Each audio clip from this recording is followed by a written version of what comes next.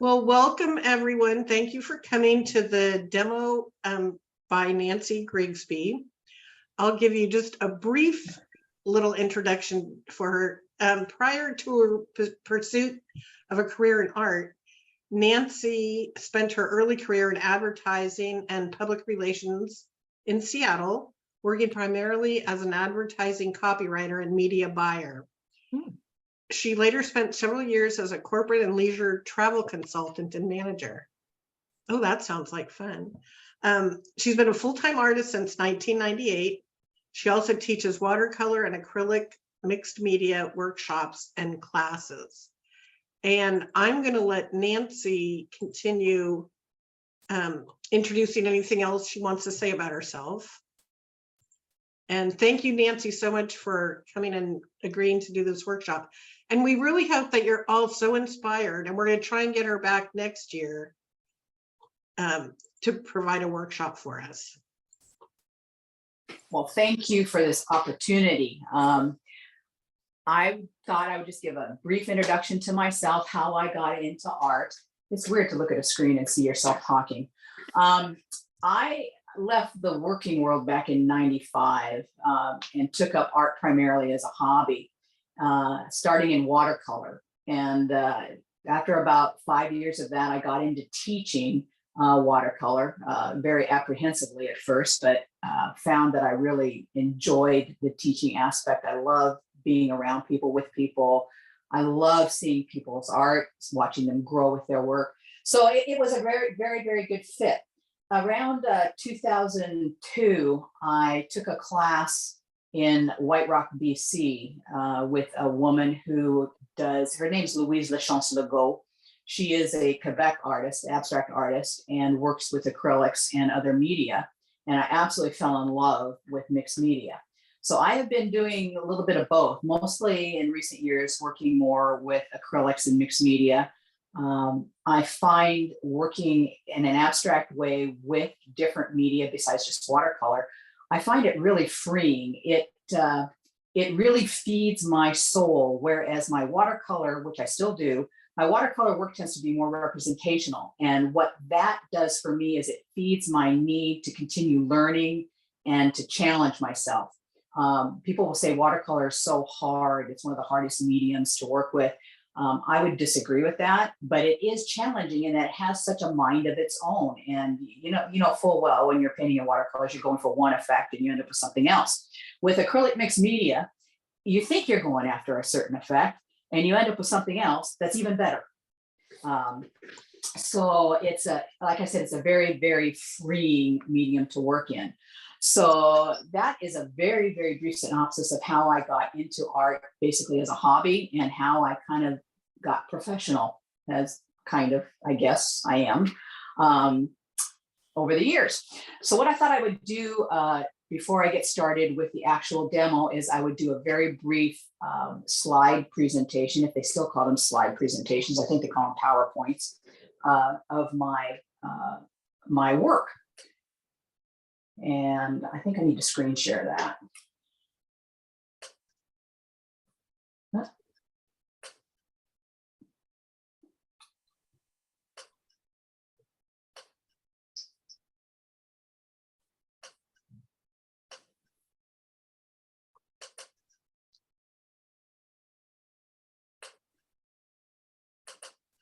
Okay, are you all seeing that? Flowers? Yeah, that's Yes. beautiful. This is an early painting I did. I did this probably around 2001, 2002. This, when I was painting in watercolor, I was starting to get a little looser with my work. There's a lot of negative painting in this piece. In fact, I still have this piece, but I was still working pretty much in watercolor. I really hadn't dove in to acrylics and mixed media. It was kind of a scary subject to me. So I was staying in the safety of watercolor and loving it very much. But this is one of my earlier pieces. I still like painting florals, but I also enjoy tomatoes.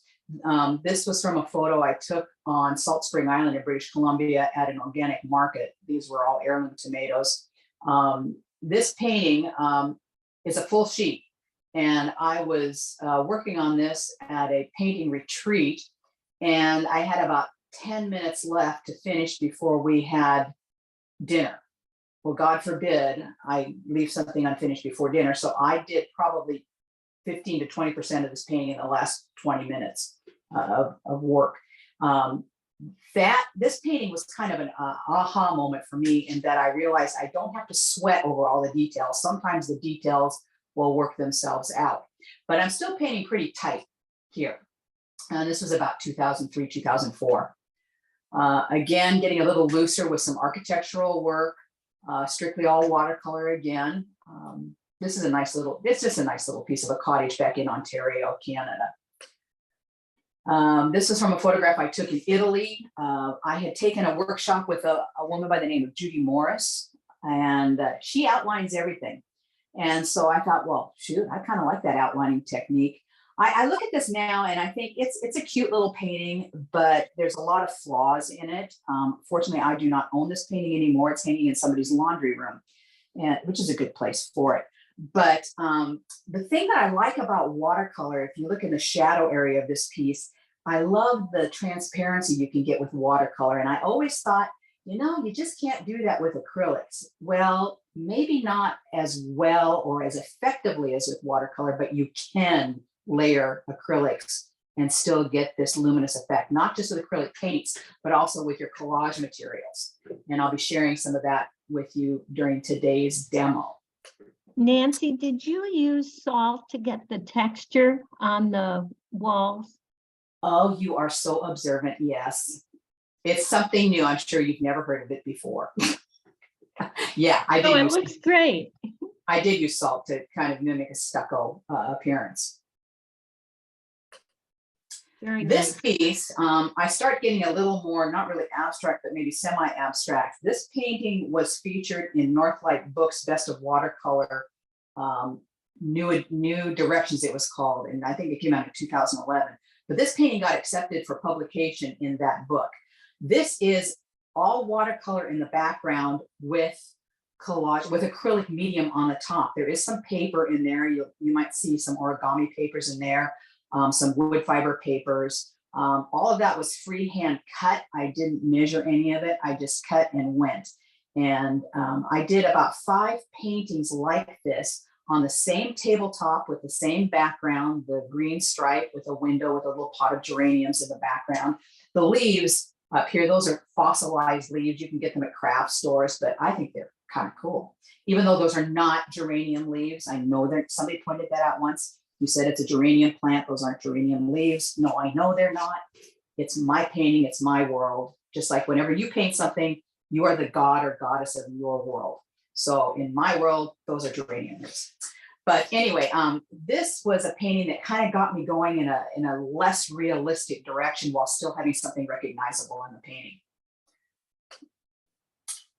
This is moving more towards how I work today. This is another full sheet with an acrylic background, lots of collage materials in it. The papers that you see, this is in this area around here, you'll see the square or this rectangle in the background.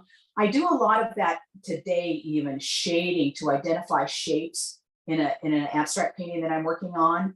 A lot of times people will look at a piece. My mother was notorious for this. She'd look at something and say, I see a boat. Well, Mom, there's no boat in there. It's not meant to be a boat. But people like to have identifiable shapes, something that anchors them in their comfort zone. And what I do with most of my work is I will look at a piece midway through or 3/4 of the way through and see if there are any shapes that I can emphasize. This particular painting had a very strong rectangle in the background. So what I did was I just used a shading technique to emphasize that, where the blue is around all the way around here. As a side a little bit, you're blocking my view. Just to kind of ground it and give somebody an identifiable shape, because otherwise, if that weren't there, everything else would look like it was just floating on nothingness. So that's part of the thought process that I use when I'm creating my abstract work. This is a piece where I I've oftentimes included 3D objects in there. These are actual stones that came from Lake Michigan. This is an actual piece of tree bark with some lichen on it that I enclosed in a self-leveling clear tar gel. It's a golden, I'm sure other people make it, it's a golden product. But this is done on canvas with an acrylic background. I used a crackle medium to achieve some of the, you see a little bit of pink poking out here at the bottom. I used a crackle medium in that. I can't believe I'm remembering how I did this. And this is actually paint up here, peeled paint from my palette that I collaged on there. I don't do a whole lot of 3D stuff anymore. I still have some, but I'm not doing a lot of it right now.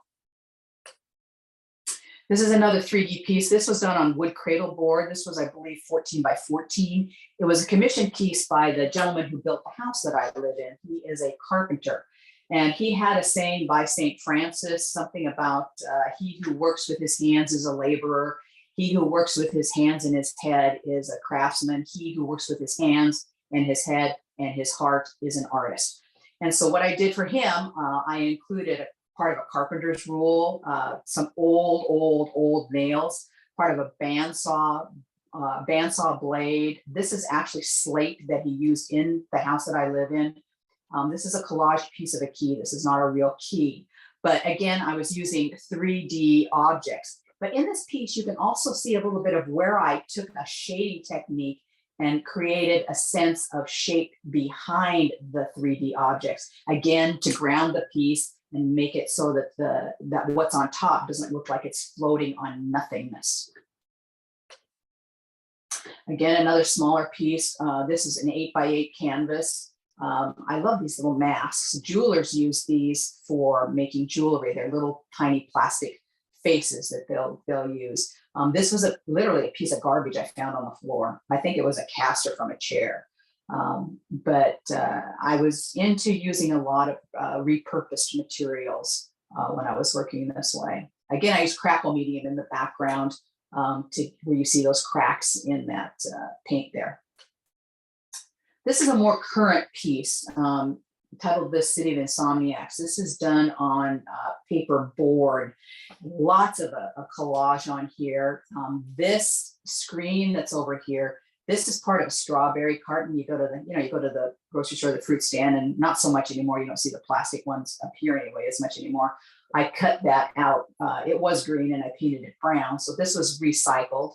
I have peeled paint from my palette, so I'm recycling the paint. Again, there's a magazine transfer in here somewhere. It doesn't show up real well in the photo, but this piece is, I think, about 12 by 16. This is a tiny piece. This is 4 by 6. I did this and gave it to a nursing friend who was one of my husband passed away 11 years ago from cancer, and he was on hospice. And one of his nurses, Vicky, she is a real outdoors woman and does a lot of hiking and is very partial to water. So I made this as a gift for her for all she did. Again, using the fossilized leaves. This is, again, another medallion, small medallion, about an inch tall, that jewelers will use in jewelry pieces. But the foundation for this was done on paper, and this was all watercolor. There's no acrylic on this whatsoever, other than to adhere these fossilized leaves in place. And you'll see there was some movement, there's some blurring of the watercolor underneath. You can use watercolor in your mixed media, and it will move a little bit, but you can get some beautiful effects with that. And I'll show you one way of using watercolors later on in the demo. This is a piece, I did a series of 15 pieces all about fractured. And this piece was featured in an exhibit at Prince Street Galleries in New York City about 5 years ago. Again, I'm using recycled material. There's a piece of beach glass, beach rock here, crackle medium within the acrylic here. There is a stripe of, I think this is a glass bead medium from Golden that gives you some reflection in there. But it's a very simple little piece, all centered on the concept of fractured. This too is another fractured from that series.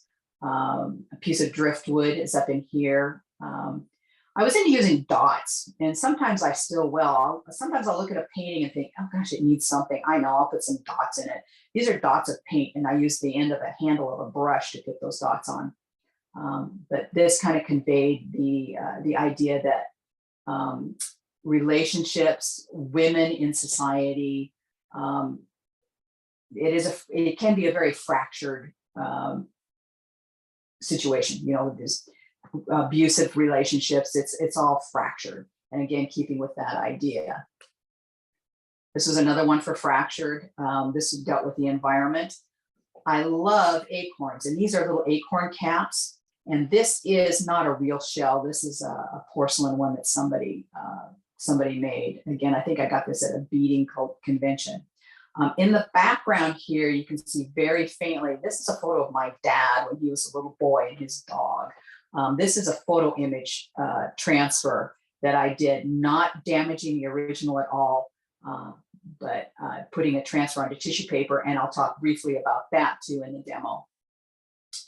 This is a watercolor, and I'm sure some of you have done poured watercolors, and I just included this just to say that, yeah, I'm still painting watercolor, but as you can probably see, this is relatively recent. I paint more realistically with my watercolors. This one was kind of fun. I mean, purple and gold onions was kind of or garlic rather, was kind of a cool thing to do. Portraiture, I am pursuing my interest in portraiture still. I am not very good at it.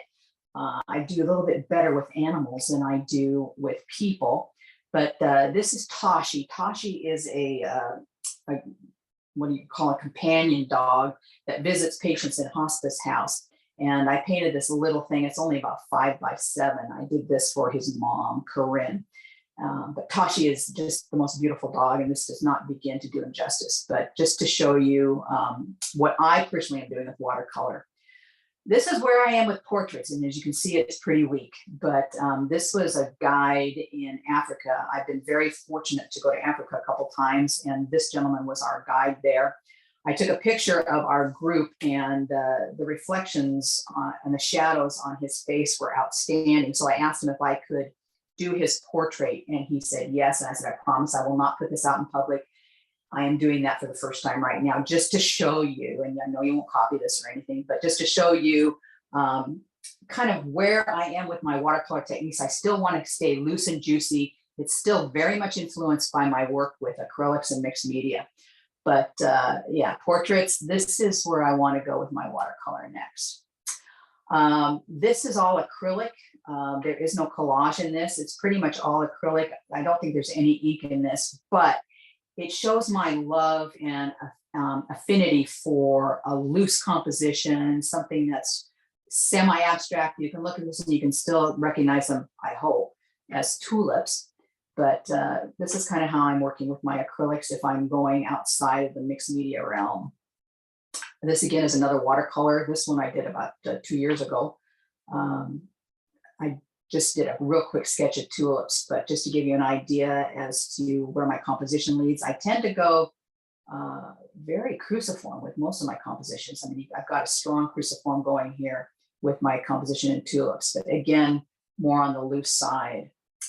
This is part of the series that I did during COVID. I was telling Vicki before we started that I did during COVID, I did 100 paintings, all very small. And I did a series of, now I can't remember how many, but it must be like 40, all centered around the theme of travel. I love to travel, and during COVID, none of us could go anywhere at any time except the grocery store, the drugstore. So I got my travel bug out by doing these small pieces with acrylic inks and collage. And these are some of the techniques I'll be sharing with you today. I use stencils a lot in my backgrounds and my foregrounds. Again, this is a larger piece, a more recent. This is acrylic mixed media. This is from a workshop I took with, now her name totally eludes me. She does a lot of painted papers and then defining shapes, kind of working backwards from the way that I work now. So this was really it was a fun challenge. This is a very current piece. This was featured in last fall's Northwest Watercolor Society's International Open Exhibition. This started out as a piece of garbage. I was cleaning my gel plate with a piece of paper, of watercolor paper. And I pulled it off the shelf one day. I thought, well, I'll see if I can do something with it. And this turned into a painting which I call Shipwrecked. And this is the most recent painting I've done. I'm going to be showing you a technique today. I'm going to take a painting, hopefully to finish stage, that I have started just exactly as I've started this one. But this is pretty much how I'm working today. Again, using stencils and collage, very loose in my composition. But again, I just can't seem to break this cruciform thing. I just think a cruciform makes a wonderful composition. So I'll stop that sharing and get to work. Does anybody have any questions about my paintings? I tried to keep that pretty quick. Nancy, this is Christine, when you use the leaves that are, what did you call them? They're fossilized leaves, which you can make. Yeah.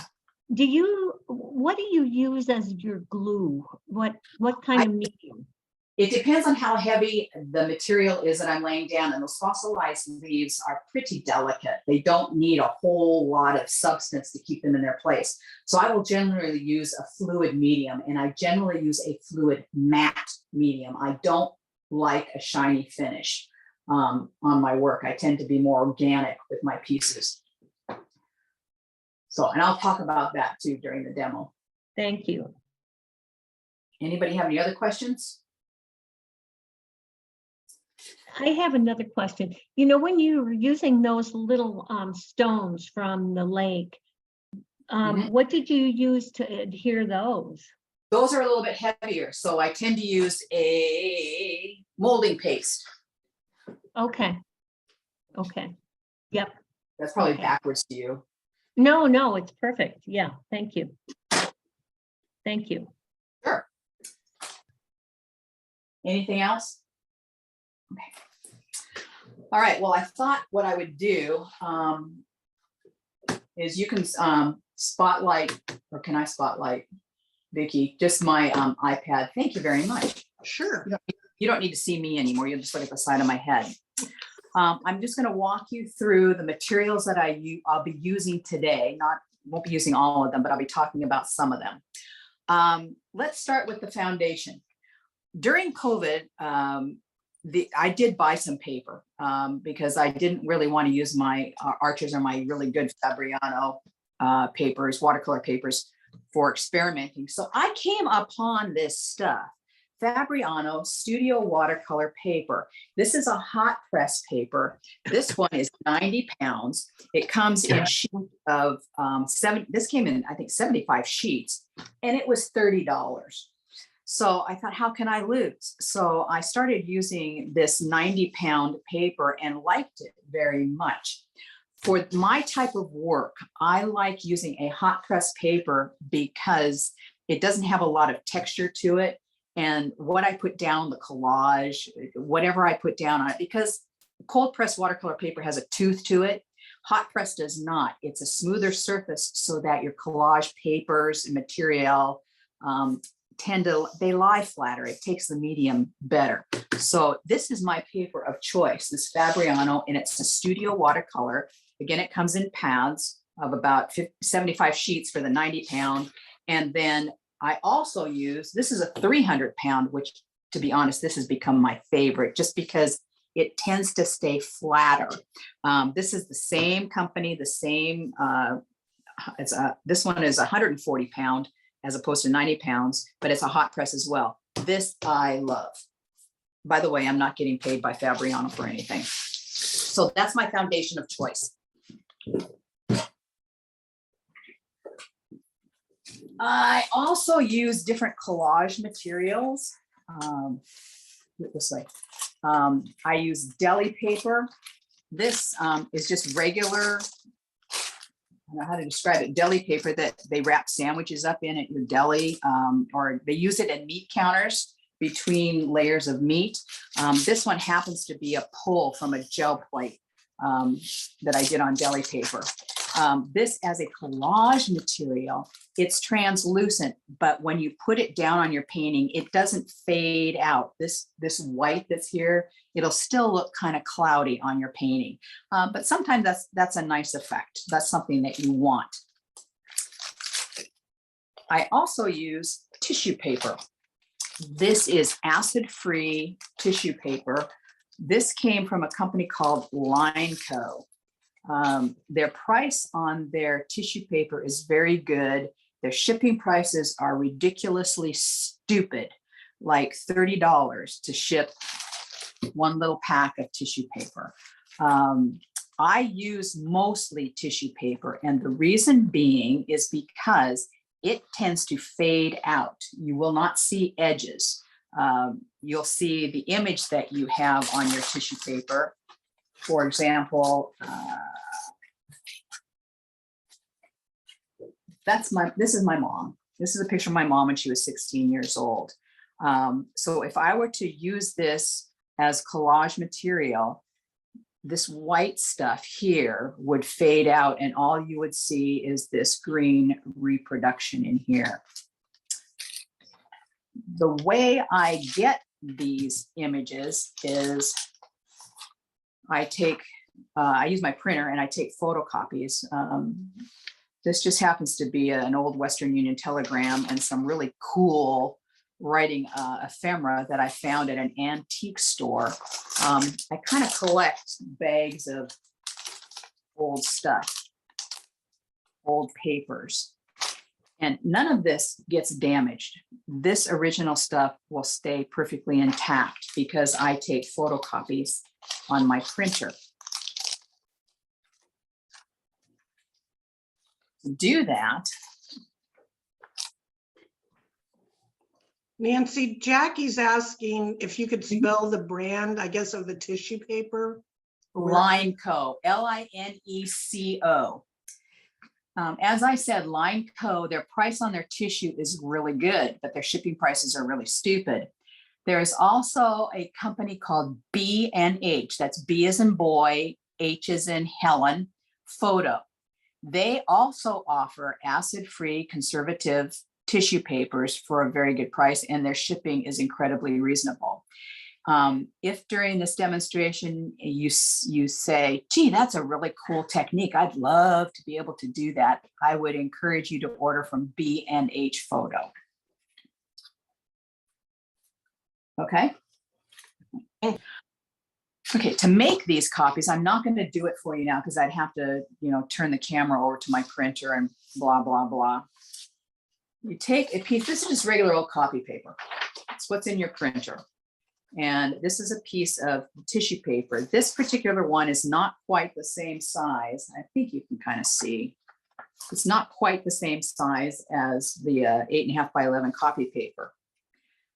I use, where's the lens? I use Elmer's Restick. This is just a glue stick. And I will run a bead of this glue stick kind of near the top and along part of the side of the copy paper. Press this down so that it sticks. And then I'll put this entire thing into my paper feeder on my printer so that it comes through, that this would be the top. So it goes like that in your printer. So I would load it face down with the tissue paper on the bottom in my printer, and it would come through the printer and print the image onto the tissue paper. That's all this is. And obviously, I don't want to waste paper, so I will try to make, copies of things that will fill up a whole page in general. Is everybody clear on that little technique? Yes, thank you. Okay, I'll be using that later.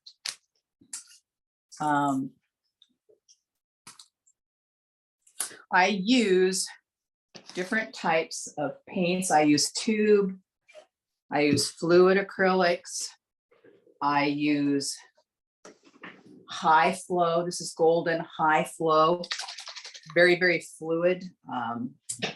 I use those in these fine liner applicators. These have a little needle at the top. I'm not going to open it now. I'll open it later because I'll be using this later. I use high flow acrylics. I use spray inks, different types of spray inks. These happen to be manufactured. Tim Holtz manufactures these for Ranger. These are an acrylic spray ink. These happen to be distress oxide sprays, and they are an ink and they are water soluble. And I'll show you how to use these, or one way to use these in the demo today as well. These get a really cool effect. Some of them will even separate their colors. You'll see browns coming out in your yellows, and they're just very, very fun, and they are very, very water soluble. I also use watercolors, and you don't know what those look like, I'm sure, but I use watercolors in my work as well. Fine liners, high flows.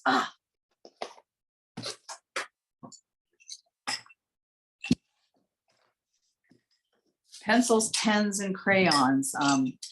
I have water soluble pencils. These are made by a company called Stabilo, Stabilo. They are aqua, it says on here, you can see that it says aquarellable. There's a little paintbrush on them. That means these are water soluble. These I use a lot for shading, for providing those dark areas that I was talking about earlier, defining shapes in the backgrounds. I also use non-water soluble pencils. These happen to come from Jerry's Artorama. These are called jumbo pencils, and these are like a wax pencil. I have other wax pencils as well. I use regular graphite, and I also have a graphite stick, a nice thick juicy graphite stick. This is made by Lyra, Lyra. This is a water soluble graphite, and it does the most beautifully intense dark gray lines, and you can get some great effects with it.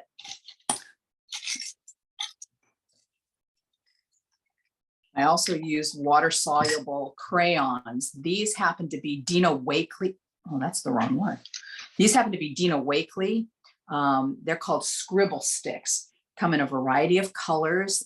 These are like a regular crayon. That's what they feel like. They go on like a regular crayon, but they move. They're very water soluble. I also use, these are actually a better quality in terms of pigment intensity. These are Neocolor pencils, Neocolor 2s. These are made by Caran d'Ache. It's a Swiss company, but there's Neocolor 1 and Neocolor 2. Neocolor 1s are not water soluble. In other words, you put them down, they're permanent, they won't move at all. But the Neocolor 2s behave almost just like a watercolor, almost like pan watercolor. I use those.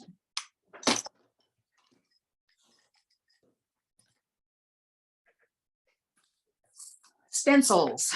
I used to think that using stencils was cheating. Well, it's really not. Most of us use a brush with our paint at some point in time. So to me, using a stencil is just simply another vehicle for getting pigment or some sort of medium onto your surface. It provides you some definition, but you can also get very fuzzy definition, especially if you use watercolor with your stencils. This again is just done on copy paper using this stencil.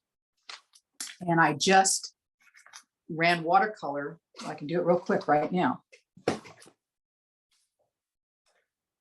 Where do you get your stencils? Do you have a favorite place?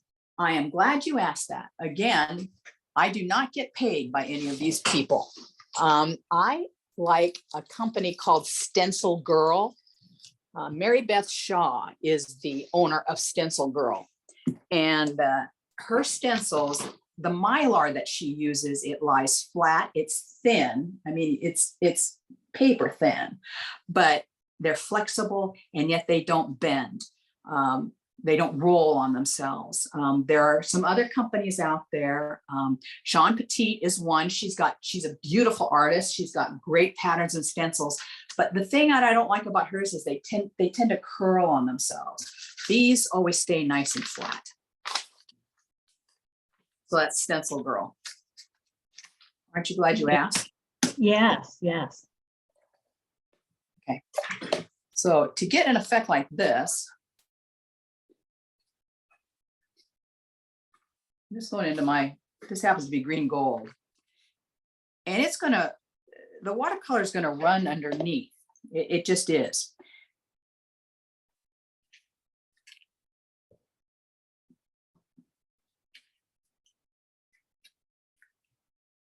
I'm dabbing. I'm not painting. I'm not doing this. I'm dabbing this on.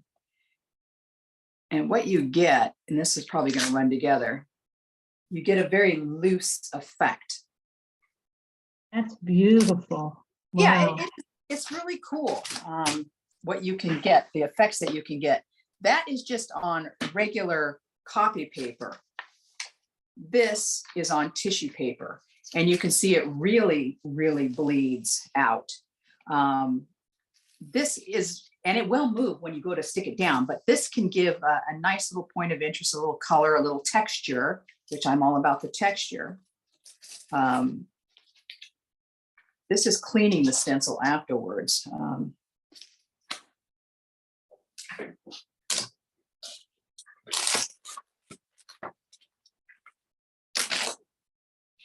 This is a baby wipe. When you use a stencil, let me do this again. You're putting paint on one side.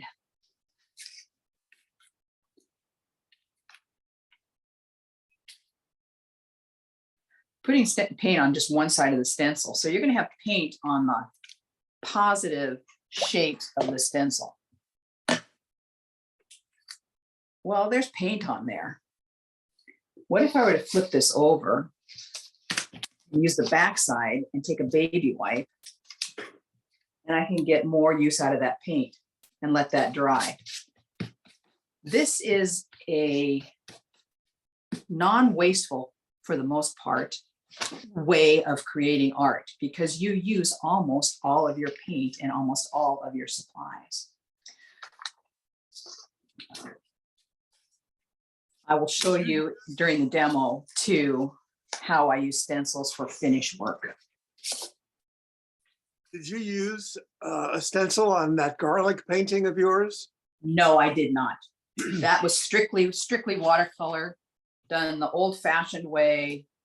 I drew it out, poured watercolor on it, defined the garlic with a brush, just like everybody does. Brushes.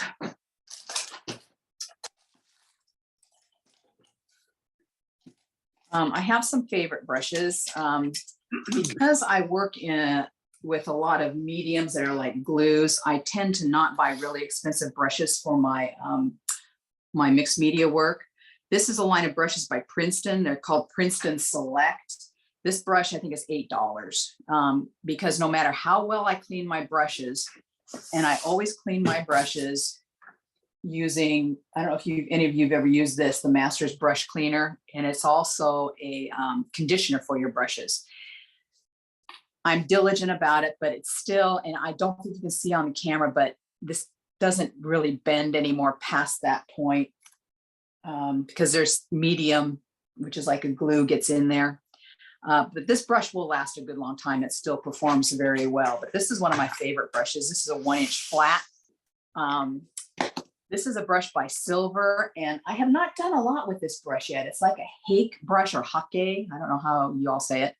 But this is made by Silver Brush. This is not an expensive brush. I think these were $11 a piece. They have a lovely soft bristle. They do not show your brush strokes in your work, which sometimes is, well, not sometimes, a lot of times is really kind of nice. So I've used this for a little while. This is a brand new one. I have tried these out a couple times, and I think I'm gonna like them. Any kind of a soft bristle flat brush I use. Again, these are both by Princeton, different lines from them, but this has really nice flex to it. And again, the bristles are soft. And then I have a variety of smaller brushes. This is an ugly brush, Cheap Joe's line of ugly brushes, which are very inexpensive, but they're nice for some shading and detail work. So those are just some of my painting brushes that I use. I also use, these are cosmetic brushes. They're not intended to be used for paint at all, but they are great for stencil work because they are so soft. They clean up beautifully, and they're really good for anytime I want to do a rubbing technique, a rubbing application. I use these with pan pastels. These are great with pan pastels. I'm not going to be getting into those today, but in my workshop, I bring pan pastels and people can play with them, but these are really nice and soft without damaging any of the stencils. I use, these are just inexpensive palette knives, your basic plastic palette knives. Alcohol, I know you use alcohol with watercolor, but you can also use it with acrylics and get some really cool effects with that.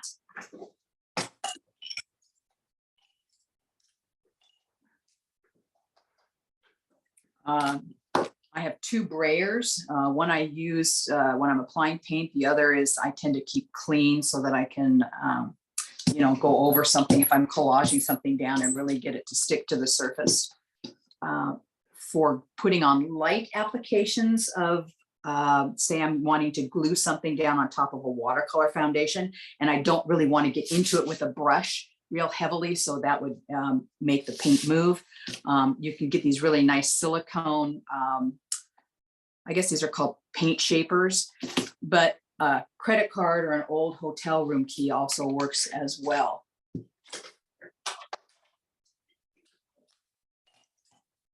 I'll tell you, if we ever have another pandemic, I'm going to go bankrupt because I bought a lot of this stuff during lockdown.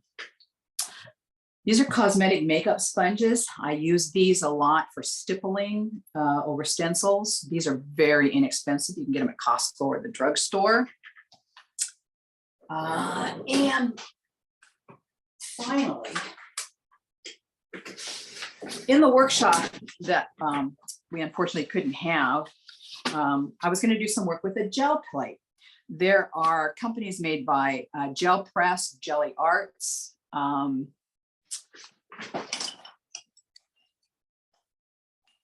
Who's this other company? Speedball.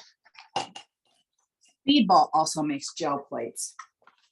And what these are, they're like heavy duty finger Jello. They come in all kinds of sizes. I have 4 of them.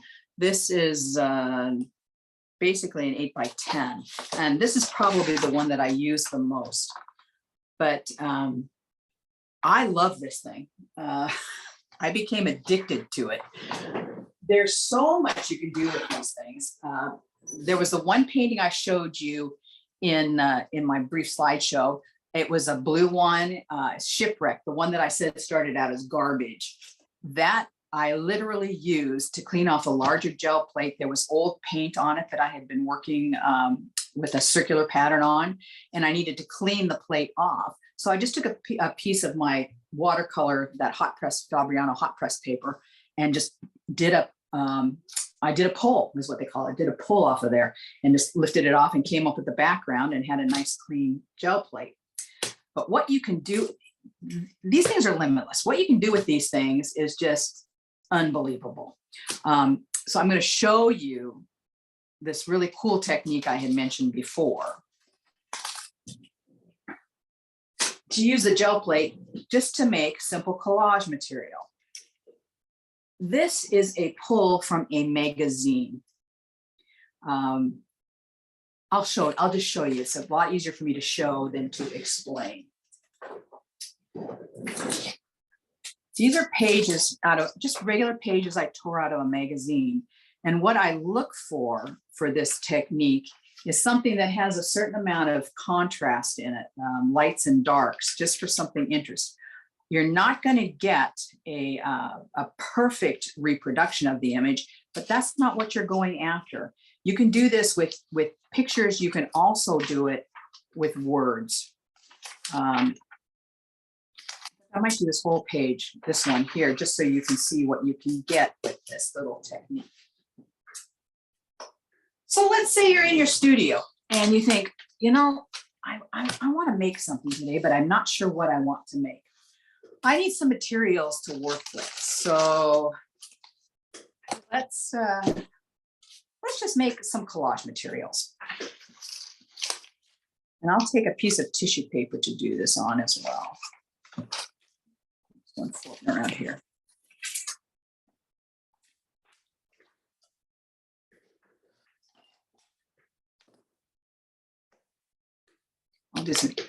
I'm going to use a dark color. For the first layer, you want to use a dark color. Dark colors seem to work best as the foundation for this. And what we are going to do is we are going to take the ink that's making up this image, that's making up these words. We're going to take the ink that's off of here and pull it off the page so that it appears here. It will be backwards.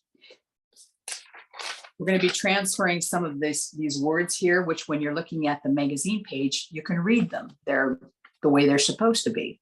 But because we're going to be putting this upside down and eventually lifting it off, it's going to be backwards.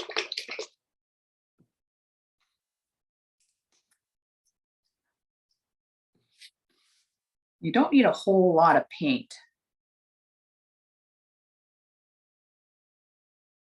to do this. Put a few dots down and I take my brayer.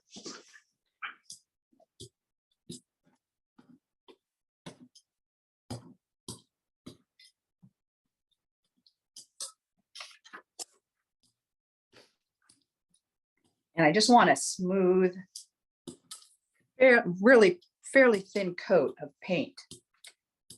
And I take this is just a piece of copy paper on the side. I'm just going to clean my brayer off.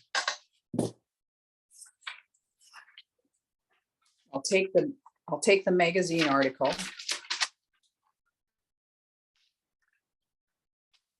And lay it on here and I'll rub.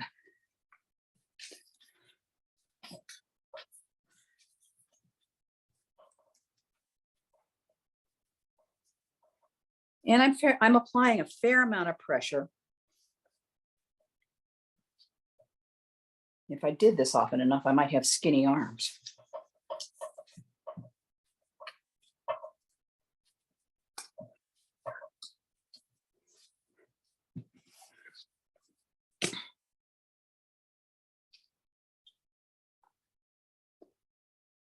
And of course, the words aren't going to come off.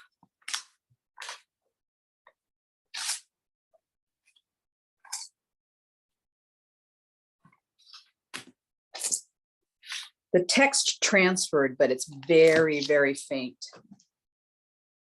For those of you that are perfectionists, mixed media might not be your thing. Yeah, the text is very, very faint. So we've got the dark brown on the plate first. Now I need to put something on top of it once it's good and dry. I need to put something on top of it that's going to allow this paint to stick to the paper. So I'm using, because I want to be able to see what this is, I'm using, I'm not going to use that white. I'm going to use a titanium white. It's a little bit thicker. This other one is more of a transparent white. This is a little bit heavier body, has a little more pigment to it, the titanium white. I'm going to use that on the top coat.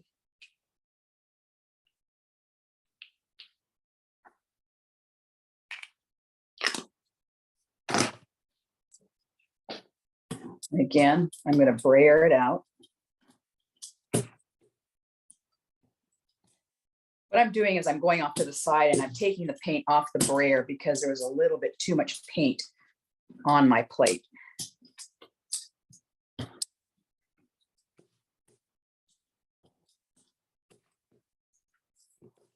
I'm going to take my tissue paper, lay it on, and basically repeat the process. Now, tissue paper is kind of delicate, so I'm not really leaning into the pressure.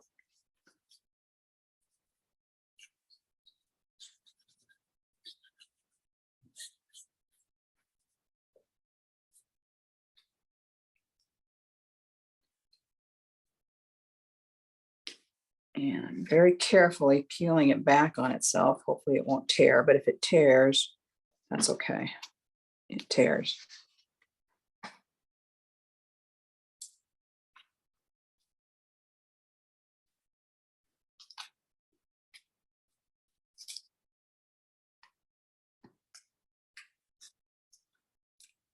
Whoops.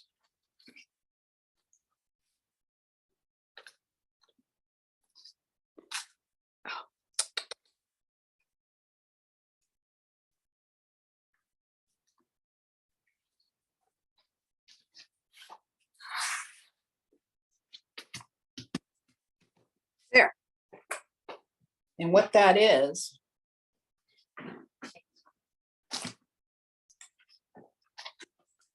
was this.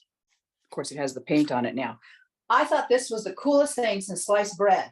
This is like free collage material that you create. And I love the spontaneity of it. And I told you a lie. This did not come out backwards. It came out the right way. You can read it if you could see it. Is that cool? Anyway, that's just one Very thing. cool. That's just one thing you can do with a gel plate. In the workshop, I would get into more detail. I want this.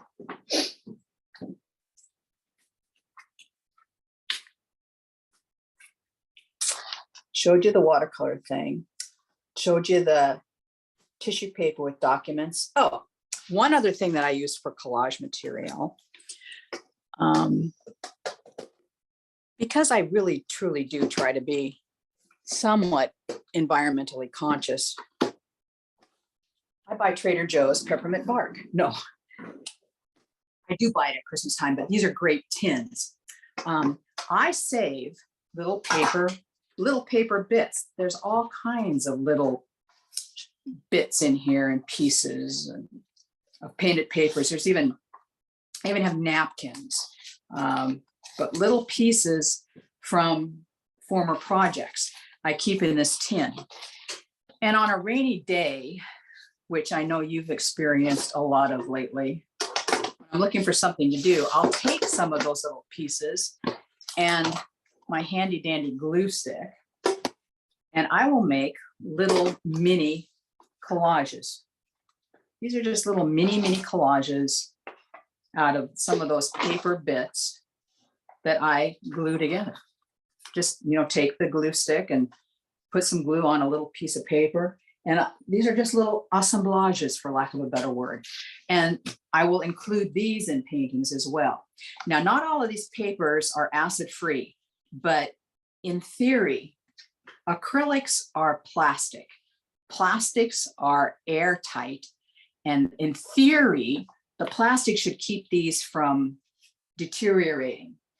Nothing will keep the pigment in anything from fading in direct sunlight, but it will seal whatever papers you are using and prevent air from getting at it so that they start to fall apart.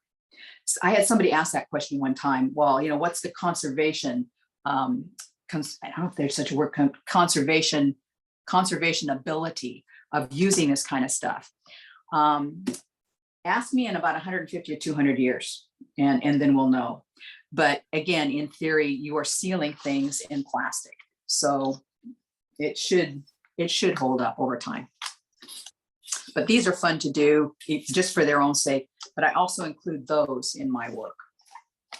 Nancy, back on the gel plate thing, Jackie S is asking why white on the top/bottom. Putting the white on there, okay, this is the other one I did. I did this with the same color brown, which was Van Dyke brown. This was the original pull, or this was the original pull with the Van Dyke brown. If I put Payne's gray on top of that, you would not see this brown. It would all just it would blur out. You would not see it. What you're doing is basically you're working backwards. You are creating a white page on which to see whatever is on top of it. Like when you read a book, if that book were printed on Payne's gray paper, you wouldn't be able to read the text. Nancy, I have a question. When you put the white over the Van Dyke brown, how come the Van Dyke brown is still visible? I mean, is it like acting like batik or something, or resist? No. Here's the gel plate again. I won't do it again, but I'll use this for illustrative purposes. So here's the gel plate ready to go. Nice clean gel plate. And I put the paint, this Van Dyke brown first. That is the glue that pulls the magazine image off of the magazine page onto the paper. So I put the Van Dyke brown down. There's paint, dark paint. You can use Payne's gray. You can use a dark brown. You could maybe even use a dark green, like, gosh, I don't know what the equivalent of Daniel Smith's undersea green, which is a watercolor pigment. That is a beautiful, beautiful dark green. And I'm sure there's a color in acrylics, but I don't know what the name of it would be. Any dark, you could even use black, and brayer that on so you have a nice thin, even layer. Take your image, put it down, rub it on, lift it off, and you've got left on there where the ink was on the magazine, page, you've got now on here. Got it. This foundation acts as a glue to pull the ink from your image. So you just make sure that's all nice and dry. You've got your Van Dyke brown or your Payne's gray or your, your black, whatever on there. You want to be able to see that. So if you put another dark color on top, I mean, I suppose you could put like a fluorescent pink. I don't know what that would look like. I've really never tried doing it because I don't think it would be very attractive. But whatever color you pull on top, that becomes the foundation. So you've got your image on there. Then you take your tissue paper. So the tissue paper is on top of the white, on top of the brown, on top of the gel plate. So when I take my tissue paper to pull the white, to pull the brown, it's coming off in that order. Yeah. And that's the order that you see it. Okay. Unless you want to use the back side, which you could, but you really can't see anything through that. Okay, thank you. Does that explain it? Yes, thank you. Could you say that the tissue paper kind of creates a network to hold the white acrylic? So that's an excellent way to put it. Kind of a plastic palette that holds the image? That's an excellent way to put it. And I just use tissue paper because I like using tissue paper in my work. You can also do it on regular copy paper. You don't have to use tissue paper. You can use plain old printer copy paper. So the plain old white stuff. You can use that too. Okay. Basically, you can use any paper on a gel plate that you would paint with. I've used, like the one piece I did that started out as a piece of garbage. That was a pull from a gel plate onto watercolor paper. You can use anything. Okay. The Japanese tissue papers would be real nice too, wouldn't they? Japanese tissue. You can also use their silk tissue paper, which is very expensive. I have some of it, and I don't use it very often. Silk tissue paper is literally made from silk, and it goes very transparent on top of on your work. If you're gluing it down, you will not see that tissue paper at all. You'll just see whatever image or images you've put on that tissue paper, but it is pretty expensive. Yeah, I've seen it in stores. Forget about it. Yeah, yeah. Forget about it pricing. Yeah. Forget about it. Yeah, yeah. Do you want to take a little break while I set up? Because what I'm going to do next is I'm going to do a painting start with collage. I'm going to do a painting start using stencils and spray inks. And then I'm going to take another one that I've already started and try to get that as close to finished as I can get for you. So you want to take a little break? Sure, would be great. How long a break do you want? 5, 10 minutes, 10 minutes? Sure. Is that good for Okay. you? Okay. Sure. So let's come back at 2:45-ish, 2:44. Okay, sounds good. Is it all right if I ask one more question? Yeah, go ahead. Absolutely. Okay, so I fell in love with that garlic painting. And when you said pour and I saw hard edges, it just didn't come together in my, in my brain somehow. So that's why I asked the first question. Ah, I okay. guess I'm asking it again. What? So How do you've never done, I'm going to assume, and they say you should never assume. I'm going to assume that you have never done a watercolor pour. Watercolor pour? Never. Okay. What a watercolor pour is, you take your watercolor paper and you do a drawing on it, just as you normally would if you were going to paint it with a brush. Gotcha. And then you use masking fluid or frisket, and you mask out your lightest lights. In other words, you would mask out your highlights. And Okay, there's very little good mask. I see where this is going. Yeah. And then you take small containers. I use little Glad square containers. Take little small containers and you mix 3 colors. Usually people will use 3 primary colors, either in a warm or a cool hue. So the edges of the mask, the edges of the masking are a barrier then. The masking fluid acts as a barrier, exactly. And you will literally, okay. you wet you've got your paper taped down on a surface because you want it really secure because it's going to get very wet. And you literally wet your paper with a brush. Take your brush, get it nice and wet, and then you literally pour your paints onto the paper, and you tilt the paper, and the paint runs off, and you blend it together. And you've got red and blue and green or whatever you've got going on. They're running all together, and you have absolutely no control other than tilting the paper to make that paint move. So you do that, and then you have to let it completely dry. Then you go back in with your frisket and you mask out your next lightest value. And then you darken your colors. You start out with a very light hue for your first pour. Then you add more pigment to your watercolors and you do a second pour. And then you let that dry. And then you take your masking fluid and you mask out your next darkest or next lightest values. You do this maybe 3 to 5 times, no more than 5 times. And each time between each step of pouring, you add more masking fluid, masking out your lighter lights. What you're going for is your darkest darks.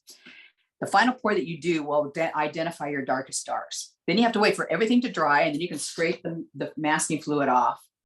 And then you go in with a brush and you start defining your details, enhancing your darks, making your darks darker, because in watercolor, the mantra is it's all about the darks.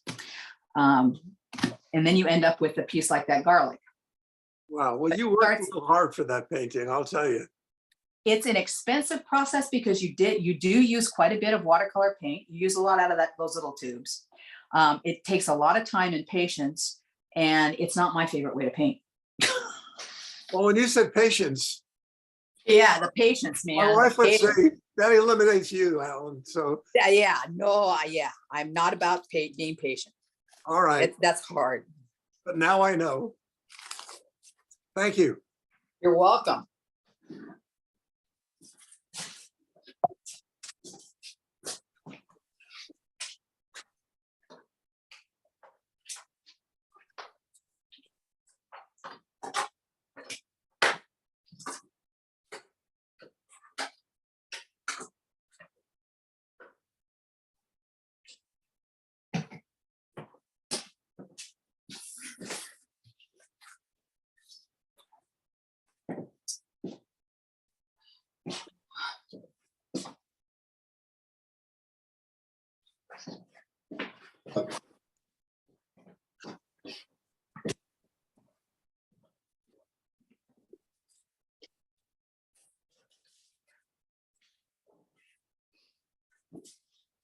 Oops, shit.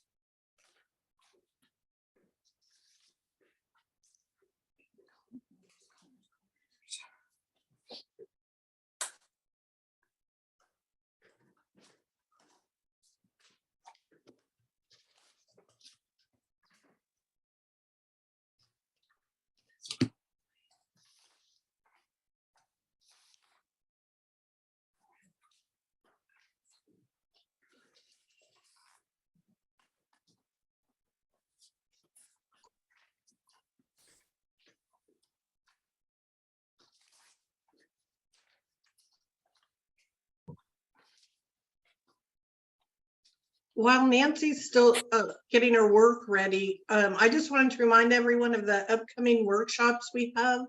We have Leslie Felling on April 17th through the 19th. And there is no demo for that workshop. That's in person at the Hoover Theater.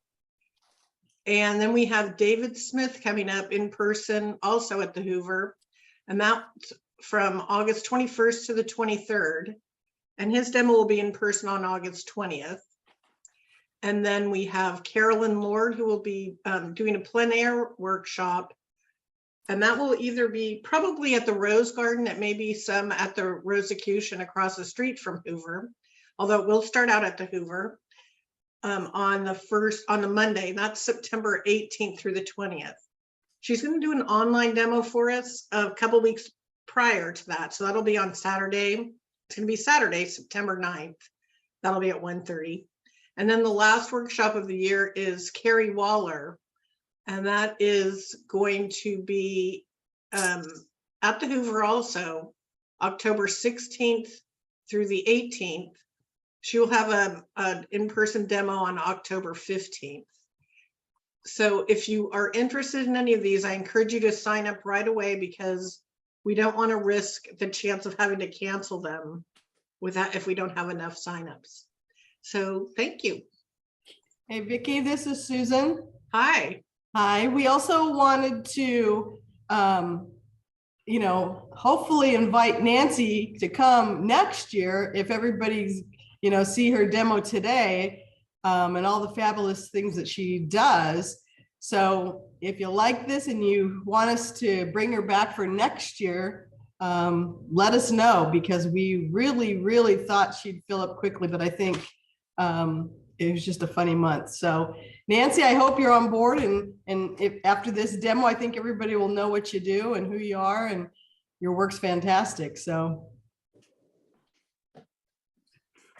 I know that you are primarily a watercolor society. The Northwest Watercolor Society, which I've been a member since 1999, about 20 years ago, they started admitting acrylics into their juried shows. Acrylic is a water soluble medium. we accept acrylics. Yeah, a lot of watercolor organizations do now. Yeah.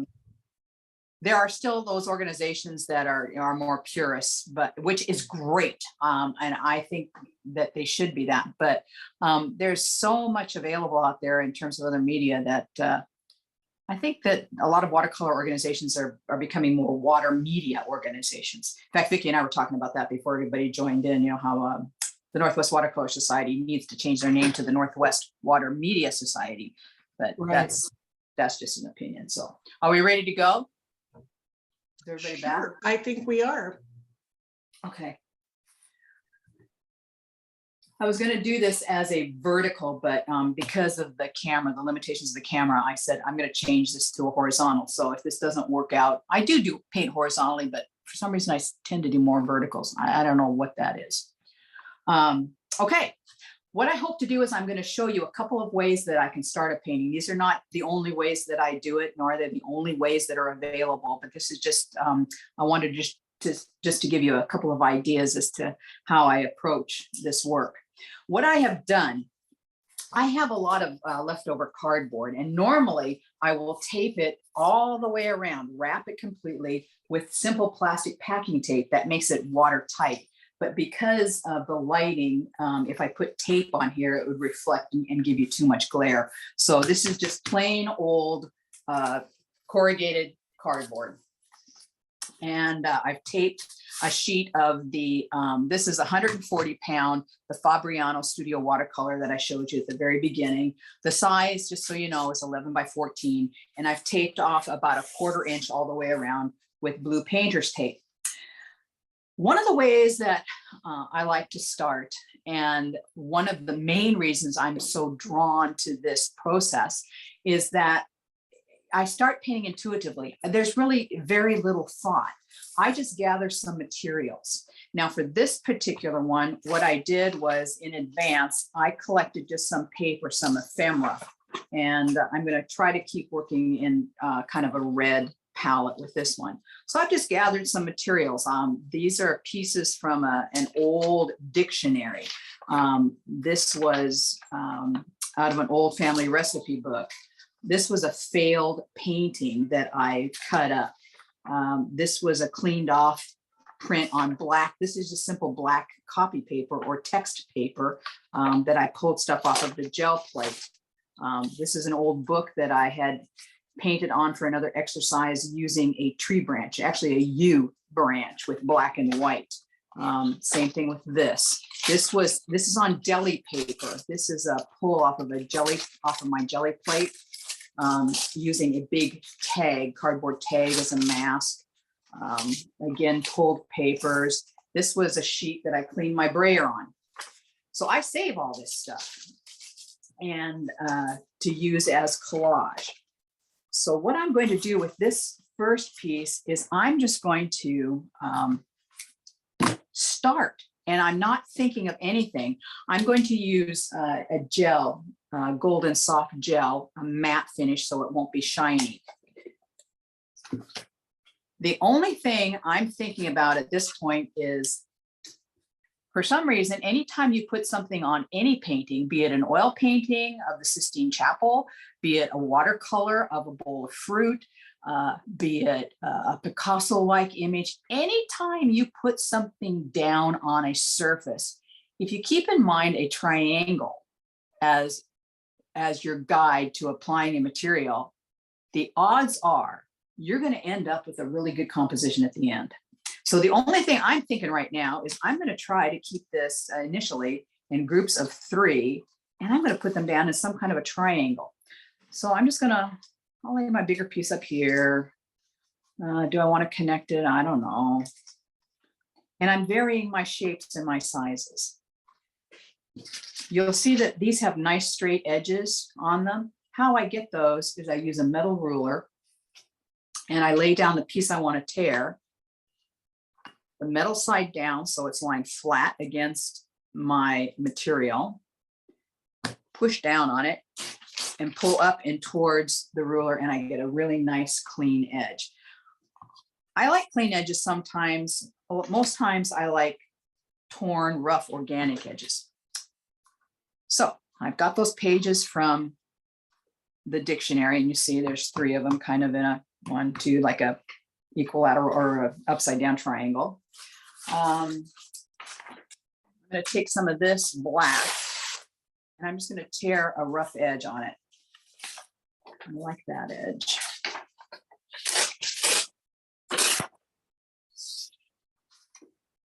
And I literally am not thinking about anything right now.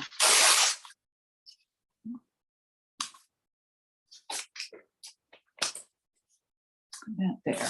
What else is in here? This is the deli paper. Tear some pieces of that.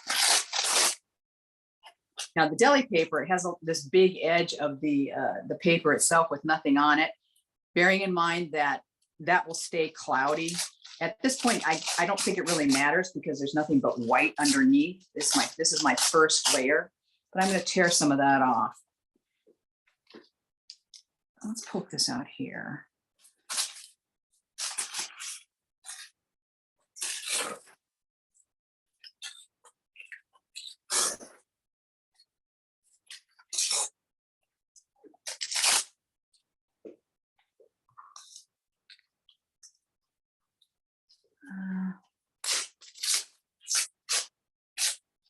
I'm thinking, I don't know why I'm thinking that's just too much black on there.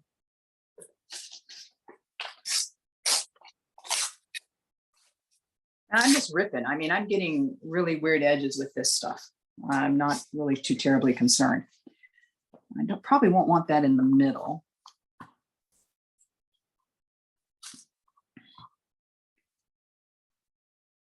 Now I know I have 2 pieces of this dark. You don't want to generally work with 2s, but they're going to be connected somehow. So it will just be 1. I have 2 pieces of red. I maybe want more than 2.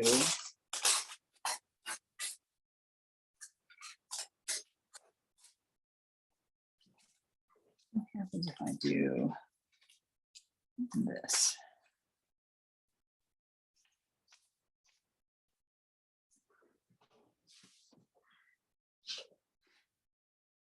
Okay. There's a start. So I'm going to take my matte medium. If I had a lot of stuff on here, I would probably grab my phone and take a picture of this so I could remember what was where. But I think I can kind of keep this straight.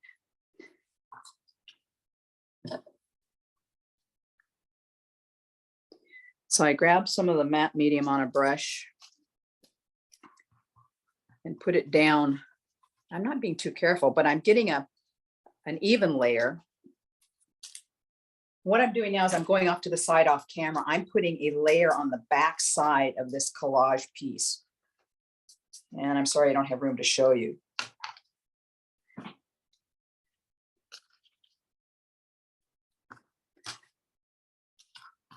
And I'm pushing fairly hard. There's still medium on this brush and I'm pushing fairly hard. I want this down as smooth as possible. And I want to make sure I have medium on the page where that's going to be. And I'm working my way out from the middle of this image.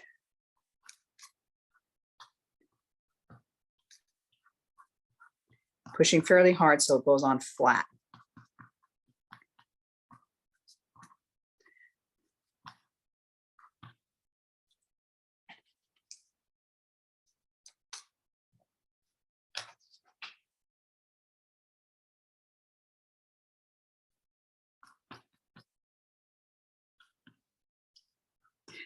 I wear gloves sometimes when I do this.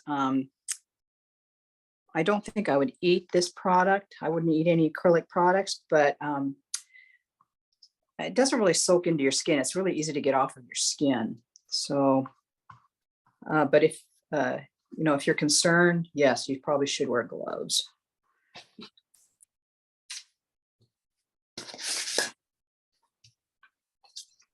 Roshni's asking if you can use Mod Podge. Yes and no. Mod Podge yellows over time. It's the same consistency as a gel medium, but it yellows over time.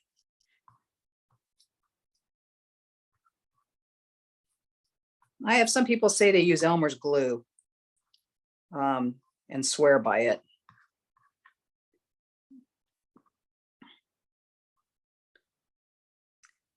I think I'll put this one down next.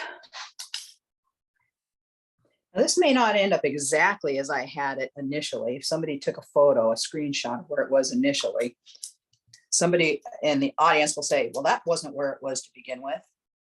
Well, I'm using my artistic license and I'm changing my mind.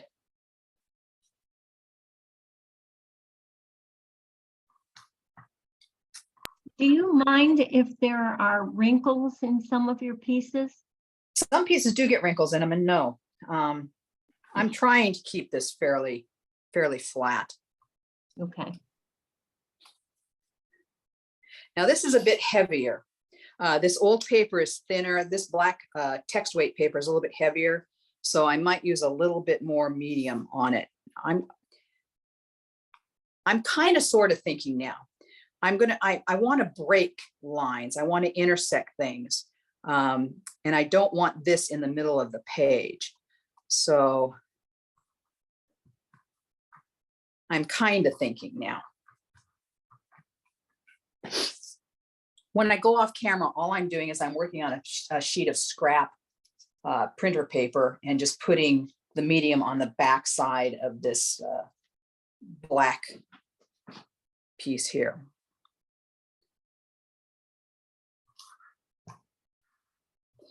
Now, if I weren't using this black paper, which is a little bit heavier, I would probably have used a fluid medium, which is just a little runnier than this, the gel is.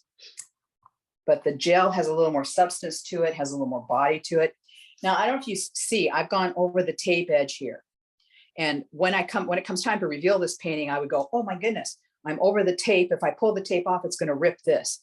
What I do is I take an X-Acto knife and I just cut around the edge, along the edge of this tape, and that will allow the tape to be pulled off without disturbing the painting itself.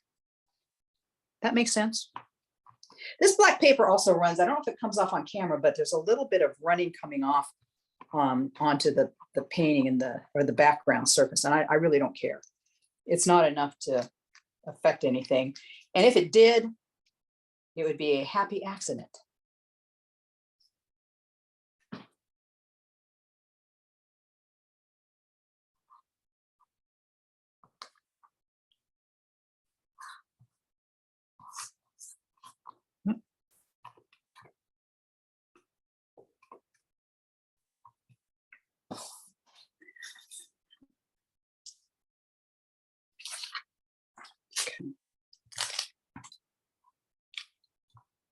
I'm even going over the tape line with some of this medium or this gel, and that's okay.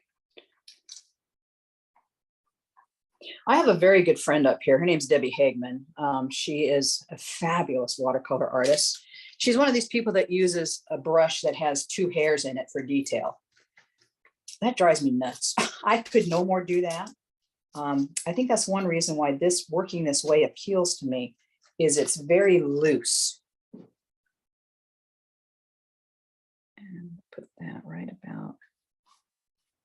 The only thing I'm thinking of here is I'm kind of thinking of connecting the reds here, making them look like they flow, kind of flow together in the same piece in a way.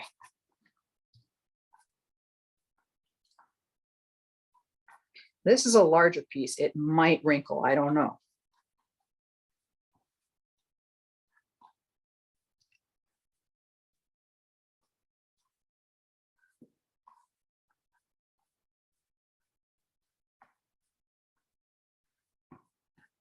Yeah, it might wrinkle.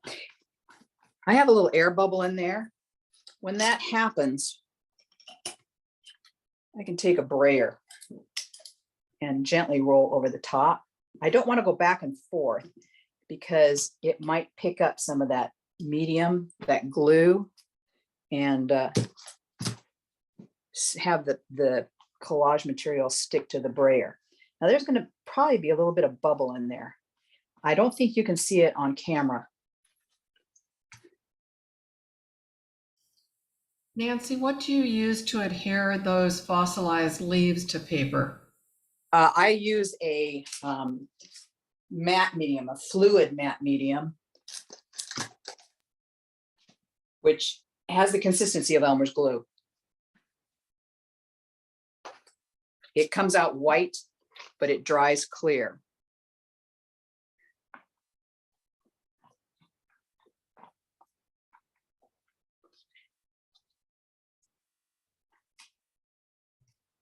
So that that Fabriano paper you're using is not all cotton, so it's a mix of cotton and acrylic. And paper fiber. Yeah. So it It's- yeah. complements the kind of material you're using to work with. Are you a chemist? No, but I'm an engineer, which is even worse. I wouldn't say worse, but But- yeah, you know all that technical stuff. I do. I know all this stuff. The only problem I have is when I pick up the brush. Okay, I'm gonna do a really quick dry. This is a heat gun. This is not a hair dryer. It just dries a little bit faster.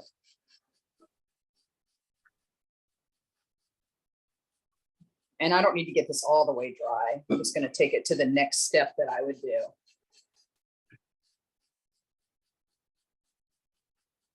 So I guess what I was just trying to say is you don't really need very, real expensive watercolor paper to do this. No, you do not. That's the beauty. I'm telling you, this Fabriano, the studio watercolor, it is a student grade paper. I know I have some. I would just not use it to practice on. Yeah, I would not, yeah, you use it for practice. I would not recommend using a student grade watercolor paper to any watercolor students. Yeah, I mean, if you want really good results with watercolor, you need good paper, good brushes, and good paints. But the paper is one of the key things to it. Okay, this is dry enough. So then what I sometimes will do is I'll think, let's throw some stenciling on here just for the heck of it. So I like circles. So this is a Stencil Girl stencil, and the paint will appear where the holes are, where you can see through them. And I want to just start adding some pattern to this.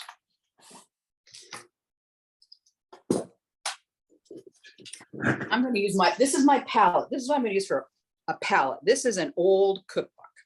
And I use these because one, they're free usually or cheap. And two, when I put paint on here, this can potentially become collage material, so I can recycle it. So color. I'm going to stick with a tried and true This actually is Payne's gray. You can't really tell. Just a golden Payne's gray. And I'm going to, because of the nature of this stencil doesn't have a lot of little bits and pieces that can get caught. I'm going to use one of these cosmetic brushes because I can control the amount of paint that goes on and I get a nice even coverage. So I'm just going to apply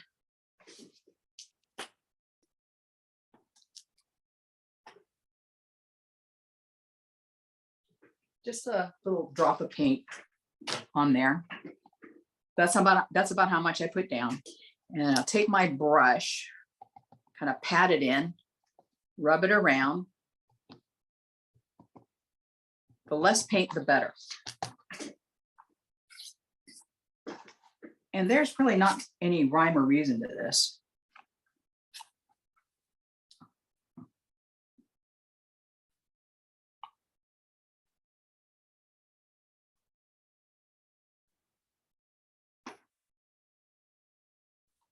This is very satisfying. A little bit of paint goes a long way. I had a little too much in here, but that's okay. I'll live with it.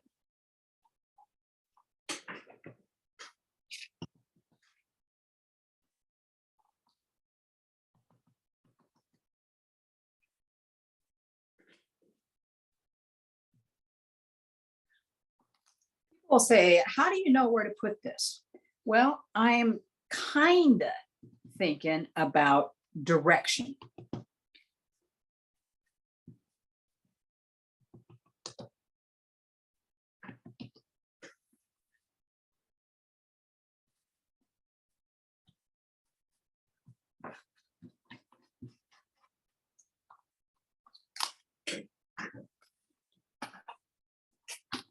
I might need a scooch more paint.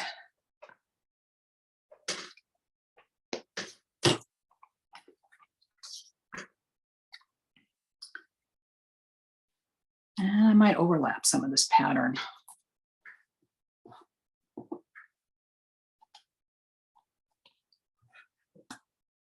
I really should stand up and do this. I'm pressing fairly hard.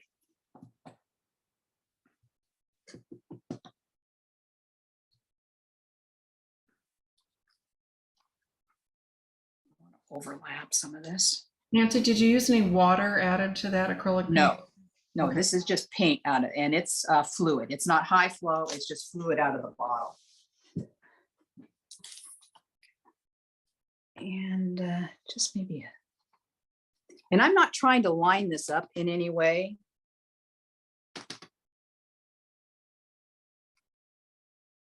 So if I get some pattern overlapping, that's fine. And there's a start. And that's all I would do at this stage. But I think already you can sort of see the beginnings of a composition here. I'm trying for some nice balance at this stage. But again, I'm really not thinking a whole lot. People ask, do you clean your stencils? Yeah, I do sometimes. This is a stencil I just used. I'll take a baby wipe. And this is the side that I was painting on. And I've just laid down a piece of copy paper right on top of the painting I was working on and just used a baby wipe to clean off the stencil. And there's collage material starting. So you see, this is a very even though you're using plastic, it's environmentally friendly because you're reusing a lot of things. So this is one way that I would start a painting. Does anybody have any questions on this? It looks like great fun. It is great fun. And there's not a lot of anxiety connected to this. You know, when you look at a blank piece of paper and you're gonna create the most beautiful bowl of oranges that you have ever seen with watercolor. And the pressure is on. Oh my God, because you have this preconceived notion of what it's supposed to look like. I had no preconceived notion whatsoever with this other than the colors I was going to use because I had pulled a packet of papers. That's the only notion I had for this particular piece. And I'm telling you, people, if you're stressed at all, this will get rid of your stress. Jackie's asking if you can clean stencils with plain alcohol. No, do not use alcohol on your stencils. It can deteriorate the mylar. You can clean them with plain old water if you catch it before it dries. But baby wipes, they're cheap. They're making them out of reclaimed stuff now. So they're really pretty environmentally friendly. You know, Dawn is really good for cleaning brushes. Dawn cleans baby ducks. It cleans everything. Right. Yeah, I know a lot of people clean their brushes with dish soap, Dawn dish soap. I'm walking around my studio, just maybe why I sound a little distant. A lot of people use Dawn. The reason I use the Masters is because it conditions the brushes as well. Well, you can't condition plastic. So, Well, you can condition brushes. Yeah. but you can condition, squirrel hair and other stuff, right? Yeah. Poor little squirrels. Or little squirrels. All right. Okay, this is another way that I start. Can you tell that there are, well, the technical name for these is not stencils, these are masks.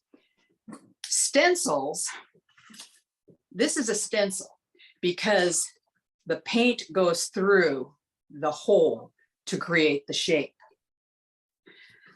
These are masks because the shape is created by preventing the paint or ink from going to the paper.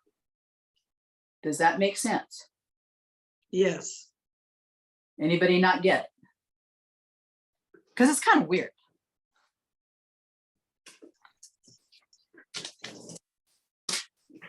Okay, this is another piece of cardboard.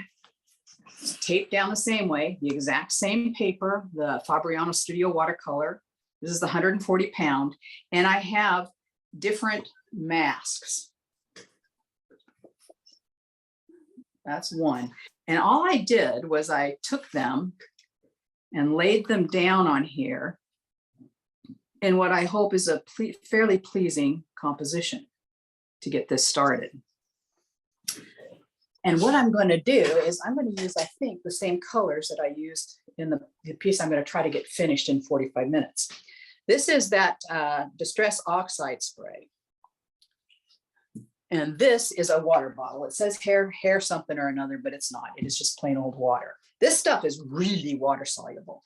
What I should do is put my towel down first because I'm going to be tilting this board and stuff is going to run.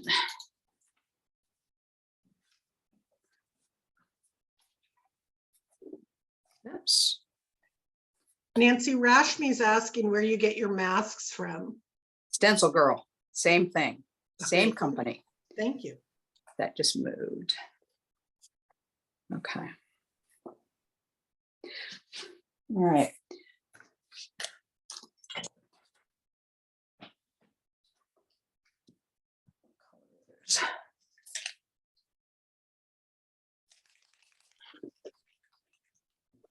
Colors that I'm going to use. There's a little ball. You can hear the ball in there. You want to shake these up really well. This is Mowed Lawn. I'm going to use squeezed lemonade and a little bit of pumice stone. I love the names that come up. These are more craft supplies than they are really artist supplies. But again, you're going to be sealing these in plastic. You're going to be sealing them with coats of a medium. So who cares?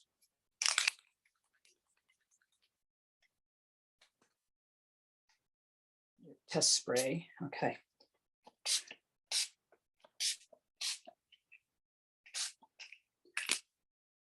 That'll be great.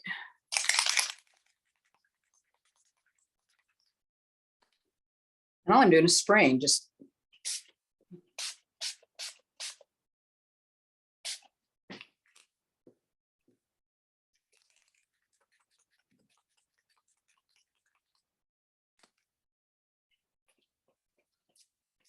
okay.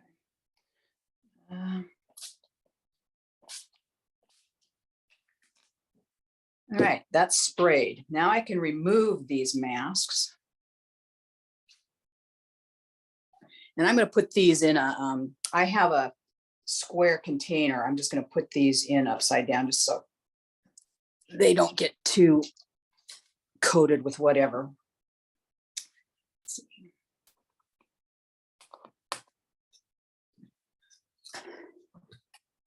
Now, this area right here, I got a little heavy with the spray, so you really can't see the image all that well.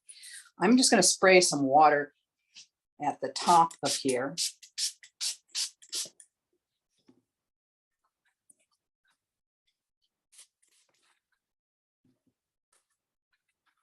And I want it to run. You can't really see what it's doing.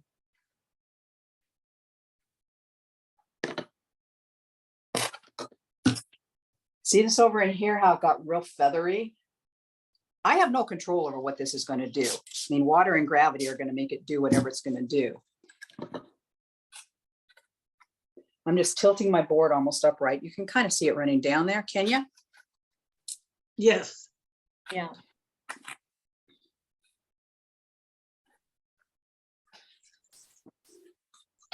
Take a baby towel, a baby wiper, or a paper towel just to kind of wipe the end off. That's holding its shape up there pretty well. That little area there, I kind of like that. Blur that a little bit more. And I think I like how that kind of blossomed into itself. I'm not going to tilt it anymore. Well, as I say, I'm not going to tilt it anymore until I do.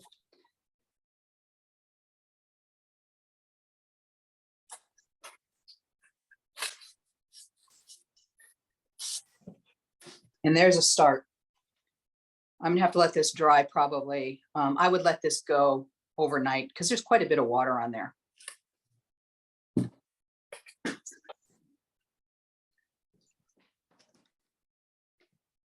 Nancy, are those spray bottles that you use to paint, is that paint watercolor or acrylic? That's an excellent question. It doesn't say what the ingredients are. It's a dye. It's a water reactive dye and pigment ink fusion.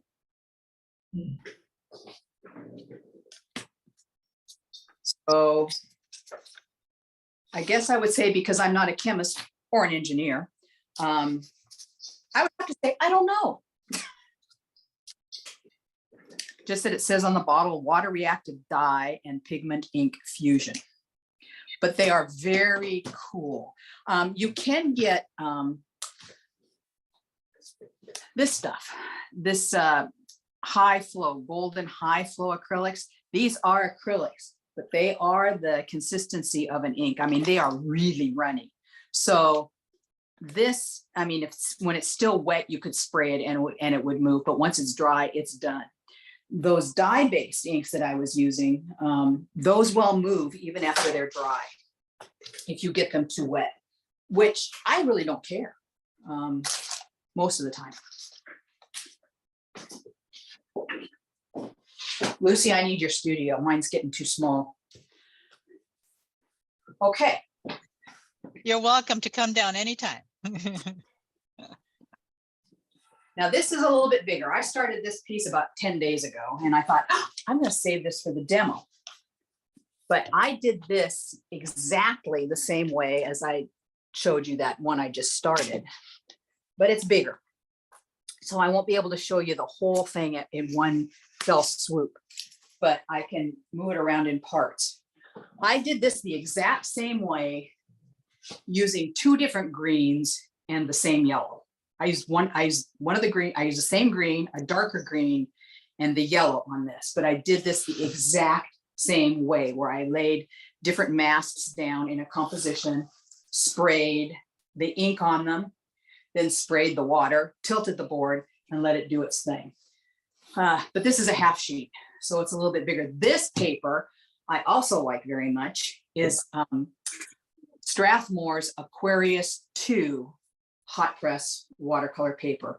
It is only 80 pound, And while it does kind of ripple a little bit when you're working on it, it tends to go flat again on its own.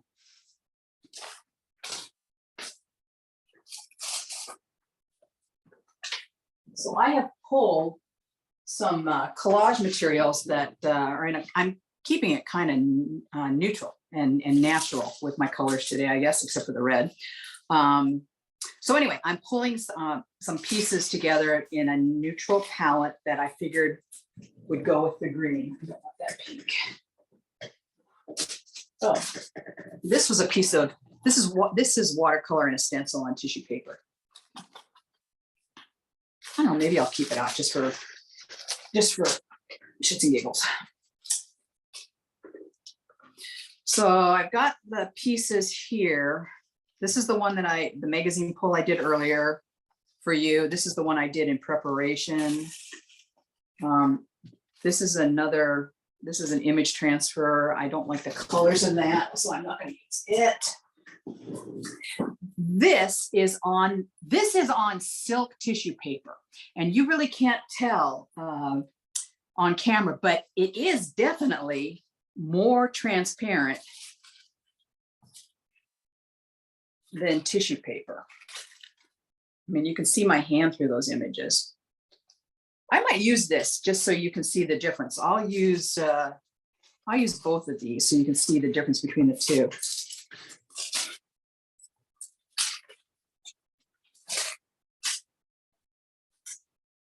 And I'll use some of that. Okay. And I don't want that. I changed my mind.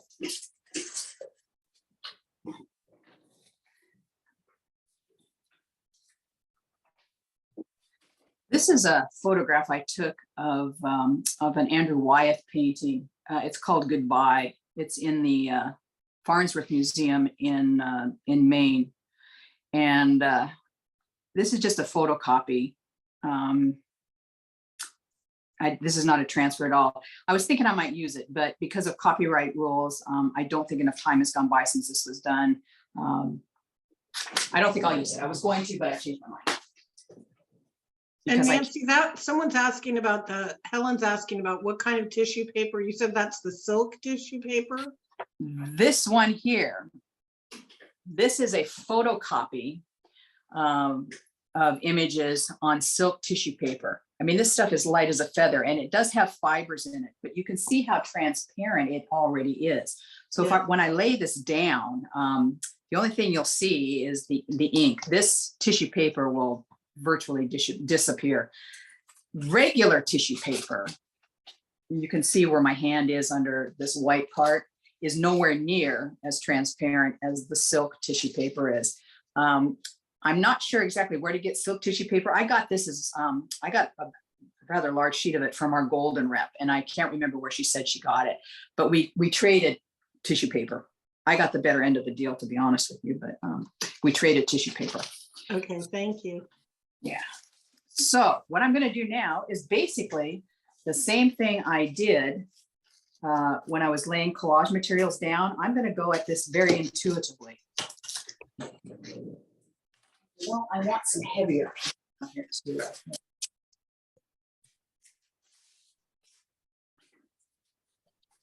Sorry, bear with me. I'm going to use magazine, the actual magazine. So, some relatively straight edges. And I'll leave some of this tissue paper on the edge so that you can see how well or not well it kind of fades into the background.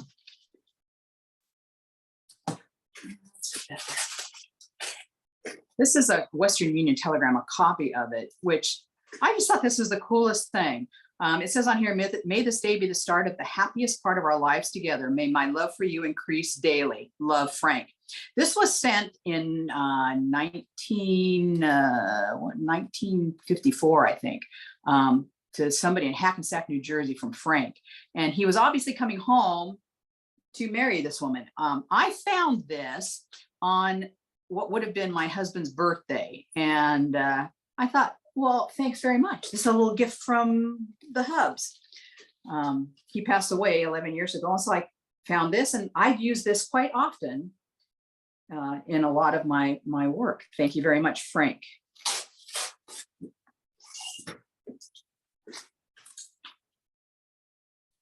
I got to stand up to do this. Let's take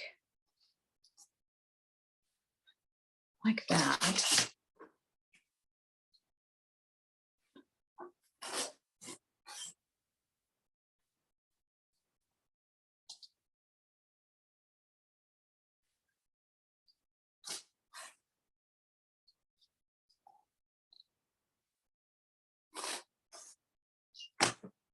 Kind of like that. And because I have one there, I might want to have one down here, and I might want to have something down here.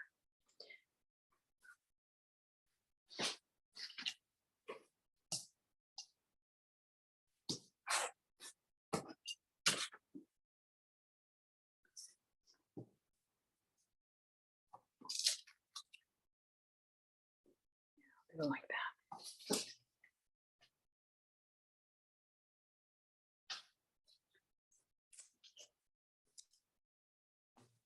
The beauty of working like this is you can change your mind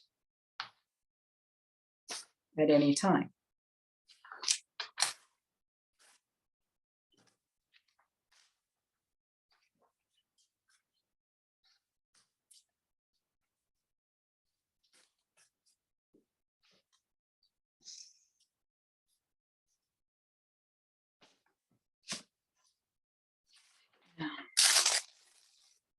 I need some organic edges.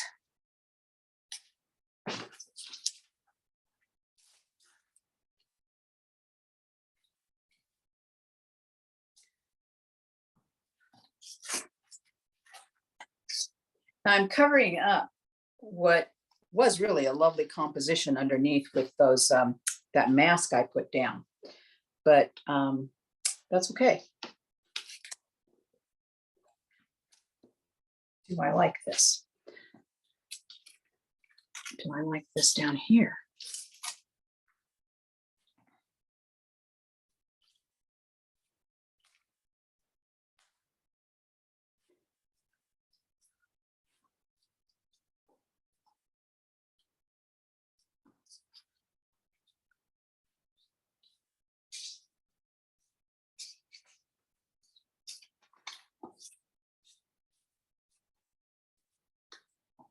What is this woman doing? She doesn't know. Make that heavier down there. What I'm thinking, do I like it? Do I like this down here? It's a little bit heavier. I think I like that better.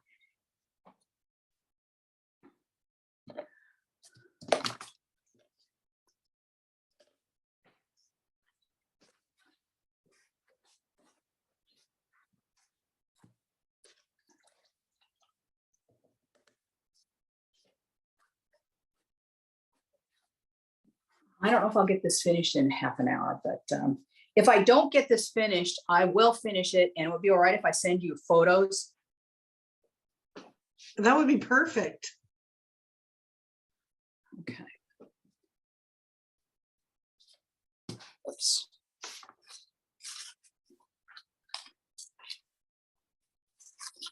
I have papers on top of my cleaner page.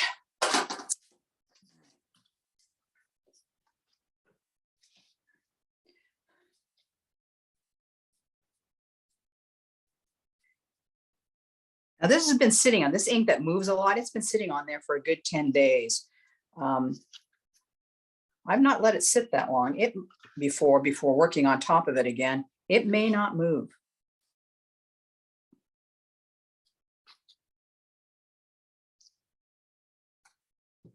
Why did I choose this green magazine image? Because it's green. And that's what was on the painting to begin with. Yeah, that stuff's not moving. I'm going over it with the medium and it's staying put. So that's kind of nice. Do a demo and you learn something. So I don't need to be as careful as I thought.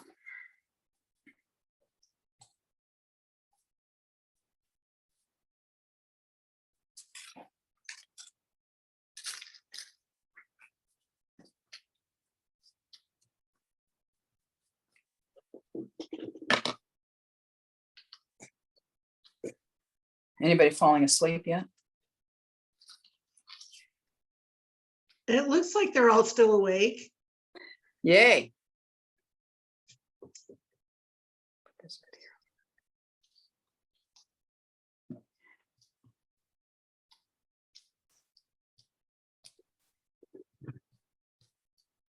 Now this is regular tissue paper and I'm probably going to get some wrinkles in it because there's a little one down here. I'll probably get some wrinkles in it. I'm trying not to.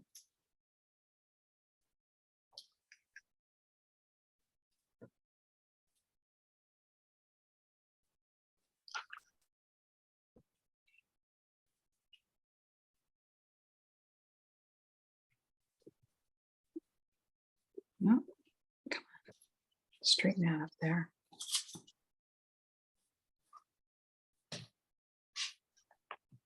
Yeah, pretty good. A little wrinkle there. All right.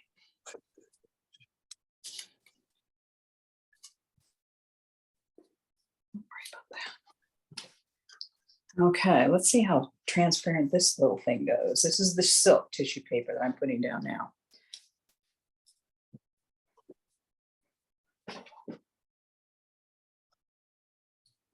But there's some black ink on it. But you're getting the image coming through the white leaves underneath come through a little bit.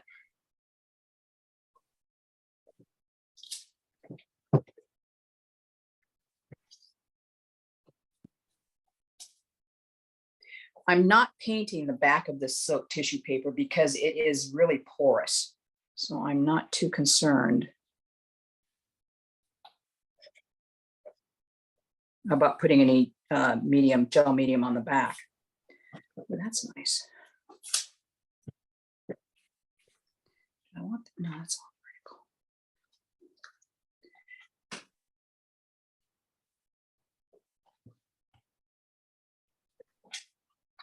vertical. This is a magazine page, so I will put some on the back. If you use magazine stuff, you do want to keep in mind copyright infringement, but this is so obscure, nobody would ever say, I took a picture of that leaf there. So you're pretty safe in using it.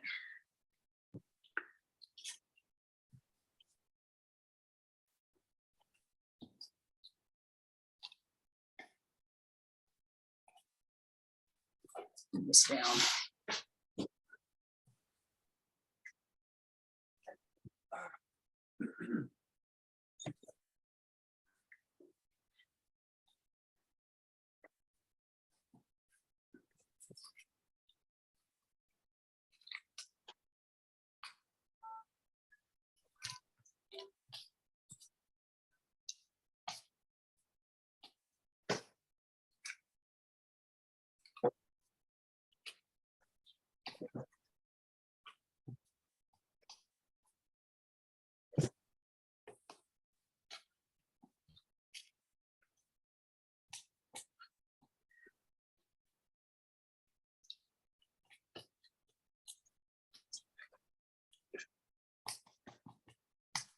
Okay, you can see where the tissue paper, the edge of that tissue paper is. It's not totally transparent.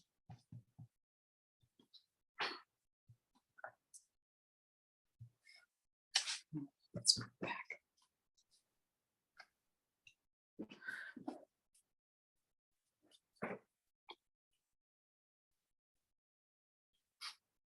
Oops.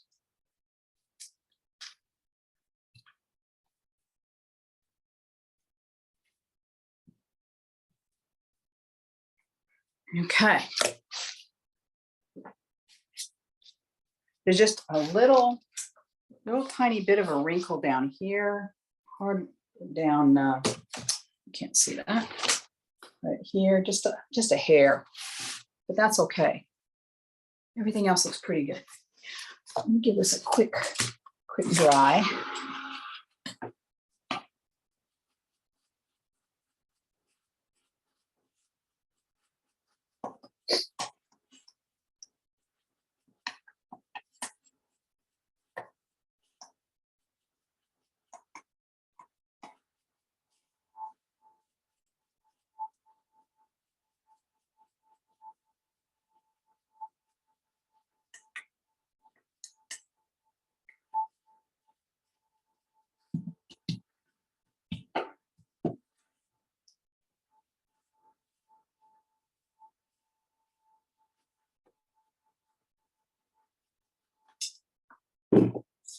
Okay.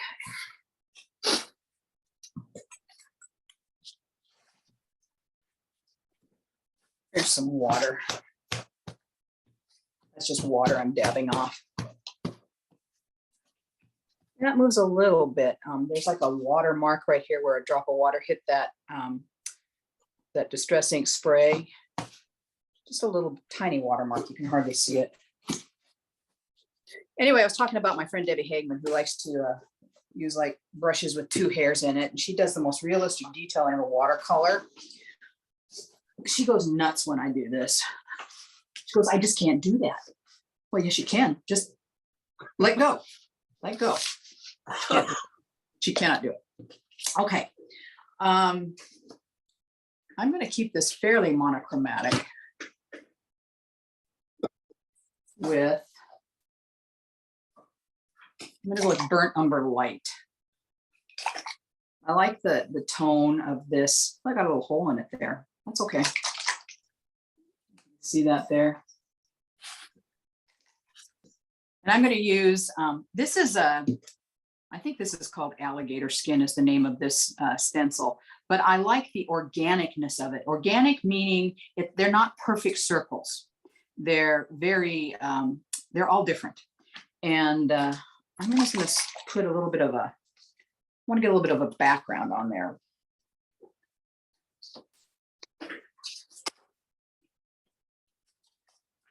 That paint's dry, so I'll use my palette again. And I'll put out a little more paint this time because I want to cover a fairly bigger surface. And I will get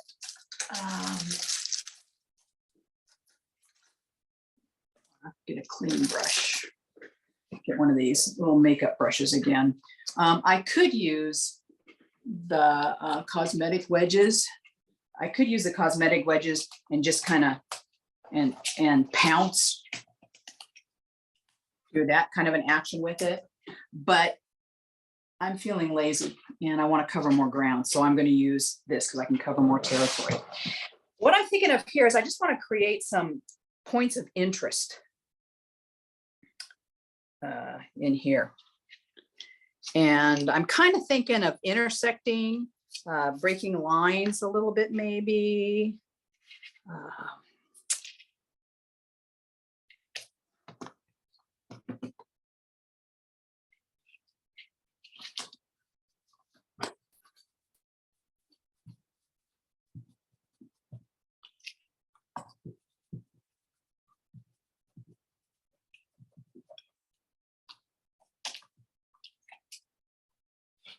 I like that. I like that. Why does she like it? Because I do.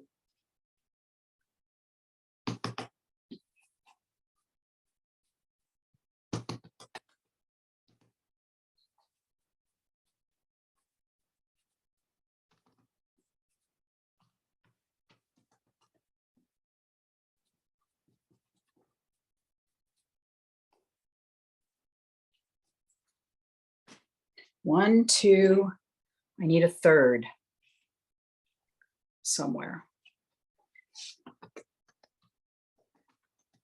And again, the only thing I'm thinking about is 3s and a possible triangle.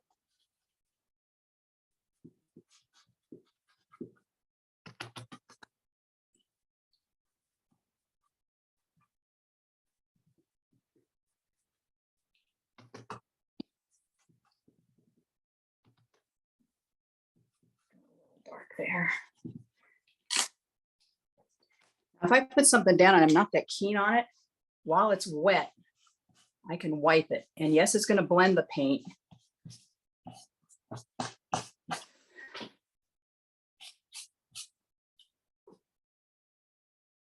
I might even turn this upside down. Whoops. Okay, turn this right side up and clean it.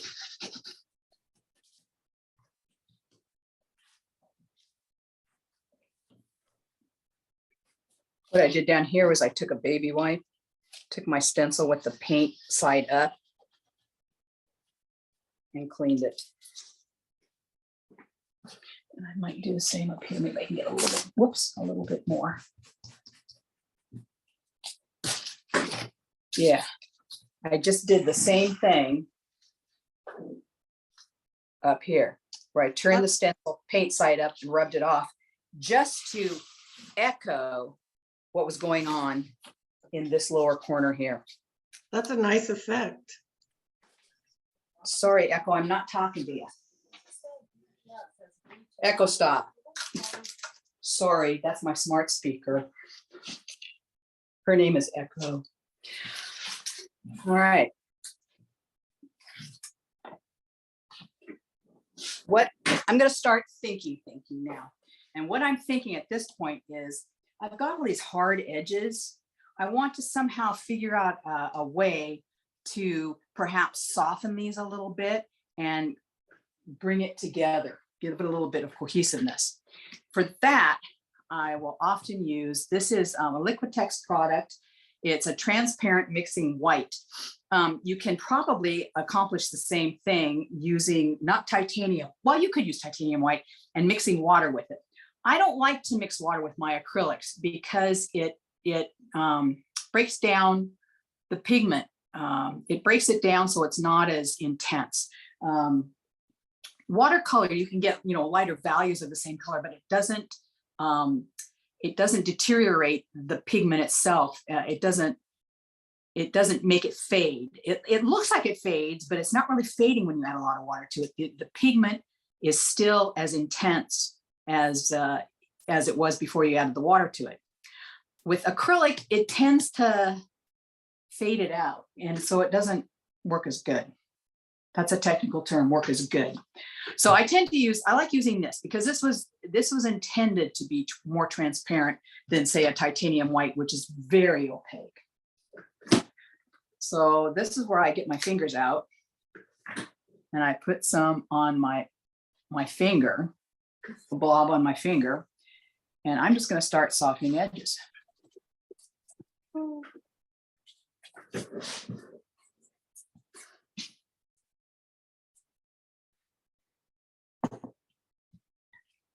I can blot it with a baby wipe to soften it up, but Is there any chance you could pull that down a little bit so we could see where you're working? thank you for saying so, because it's hard for me to watch both at the same time. I appreciate that. Thank you. Thank you. I'm just putting paint on my finger. If you didn't want to have it just be white, could you mix that that white with a color? You could, with a transparent color, you could. Yeah, okay. But I want the cloudiness of the white. I could use the buff titanium, which is an off-white, but I want the cloudiness of the white. Okay, thanks. I'm using the baby white just to soften a little bit because it's picking up the wrinkles, which is okay. But see how it kind of adds a foggy effect to the area. No, you can't see that. A foggy effect to that stencil area. It kind of softens it a little bit. Yes. And this helps integrate. That was the word I was trying to think of. Helps to integrate.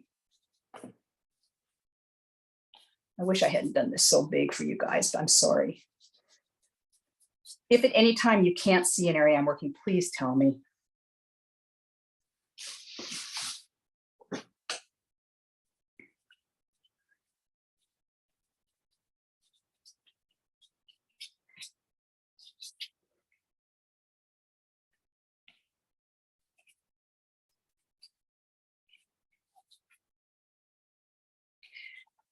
This transparent white also keeps the image underneath, you can still see what's underneath.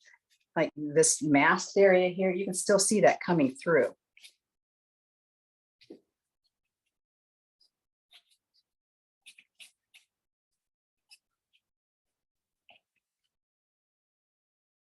I'm not trying to cover up everything. Oh, that's nice. That's nice.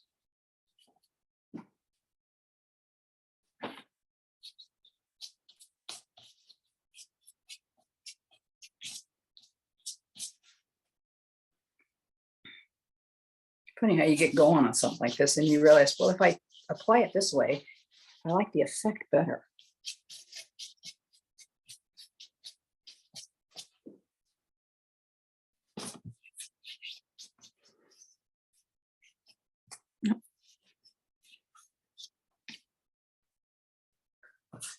Let's see if I can do.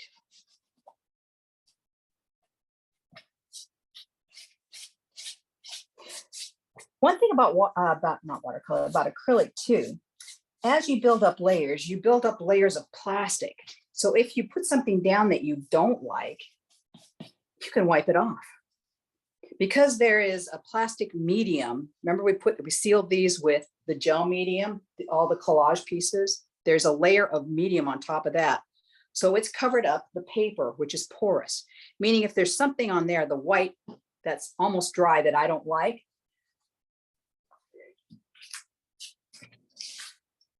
bring this down so you can see this part, I can wipe it off. You can't really do that with watercolor. Yes, you can scrub your paper, but you can end up damaging your paper. This is practically foolproof.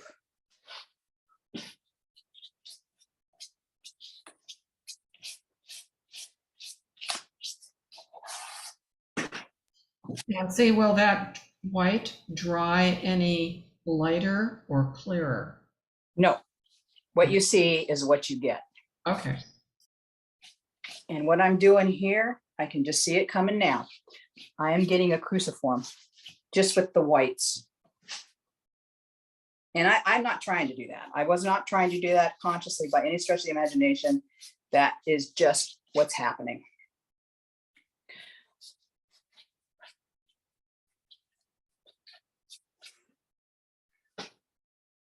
And soften up that edge a little bit. Okay. You know, I'm going to break the line, but I'm going to continue it over here. And this may totally disappear as the process continues, or process. I talk Canadian sometimes.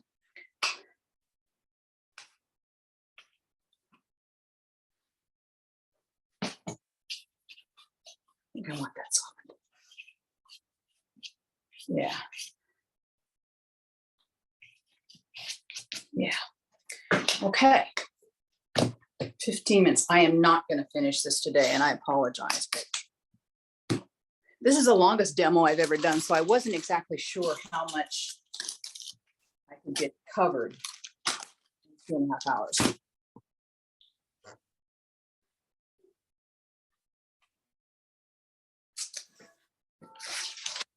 So now, this is called flying by the seat of your pants.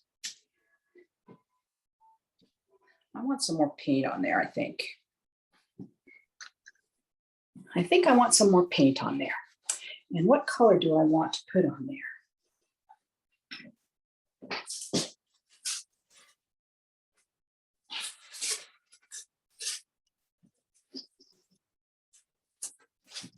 I'm just testing this for color. I don't think I'm gonna put it on.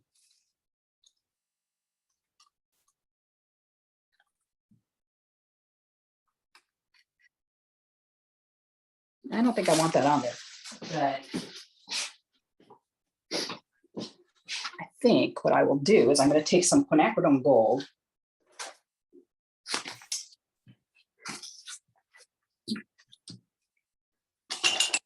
Which is transparent. And I'm going to put some, this is just on a piece of, this is my scrap paper that I was using to clean my brayer off with. Put some on there. I'm going to take a brayer. I'm just going to run it through that paint.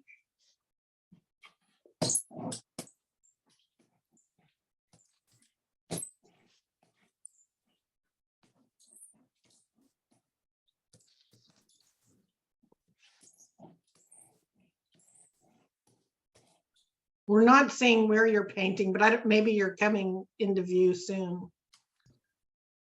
What I'm doing, thank you for saying, I'm just taking the brayer and I'm putting paint on with the brayer. Just a little bit more.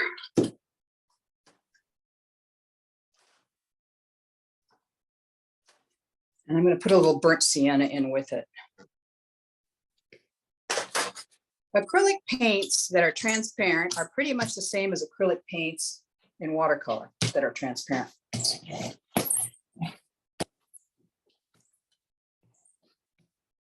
This is, can you see?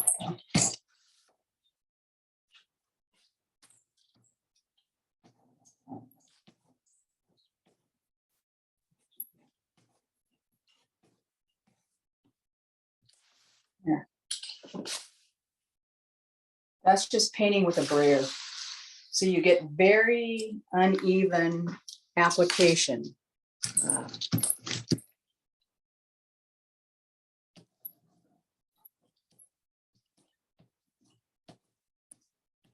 While still maintaining some whites. Okay. At this point, I would like to let this dry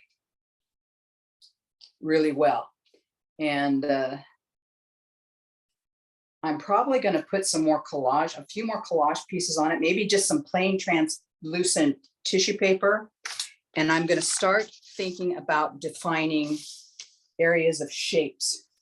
I mean, I'm seeing an area here. That's obviously squared off. This makes a strong statement here. I could even go in fact, I might. Let me do one thing, if I can find it. Bear with me for just a second. I want to find the mask for that image that's on the very, very background of that.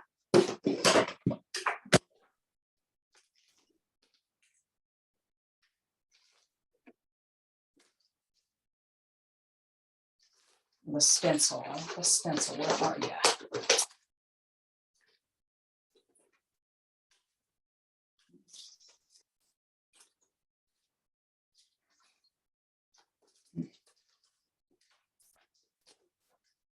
There you are.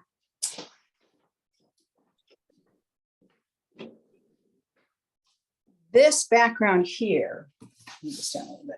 This background here was the mask. This was the solid piece of plastic that I sprayed over the top so that this solid piece of plastic prevented the paint from getting underneath there. That came from this. That came from this. I simply had cut out at the little tabs they give you this image. So what I want to do is I'm going to take the stencil and I'm going to line it up with what's on here, but not perfectly. You see how that's lined up? I'm going to move it a little bit.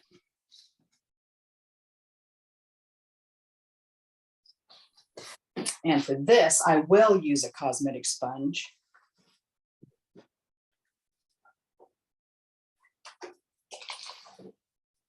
And I'm going to use Indian yellow.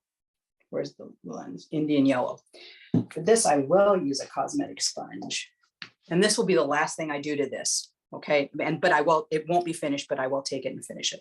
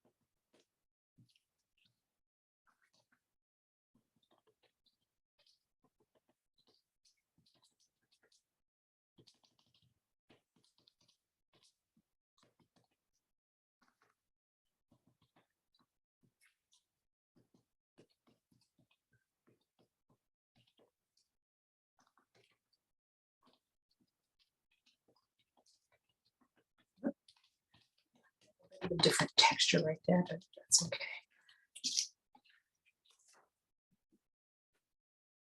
And create kind of a shadow of itself. Now I got a little down in here that I didn't really want. Let me get that off. Yeah, pretty much. And I think I'll repeat it down there with it's a different part, different stencil part.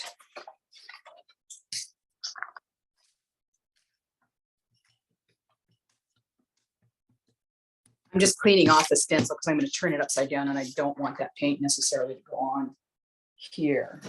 I'm going to line up. Where are you?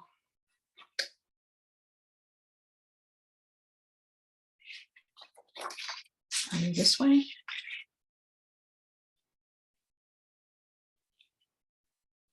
Yeah, you're this way.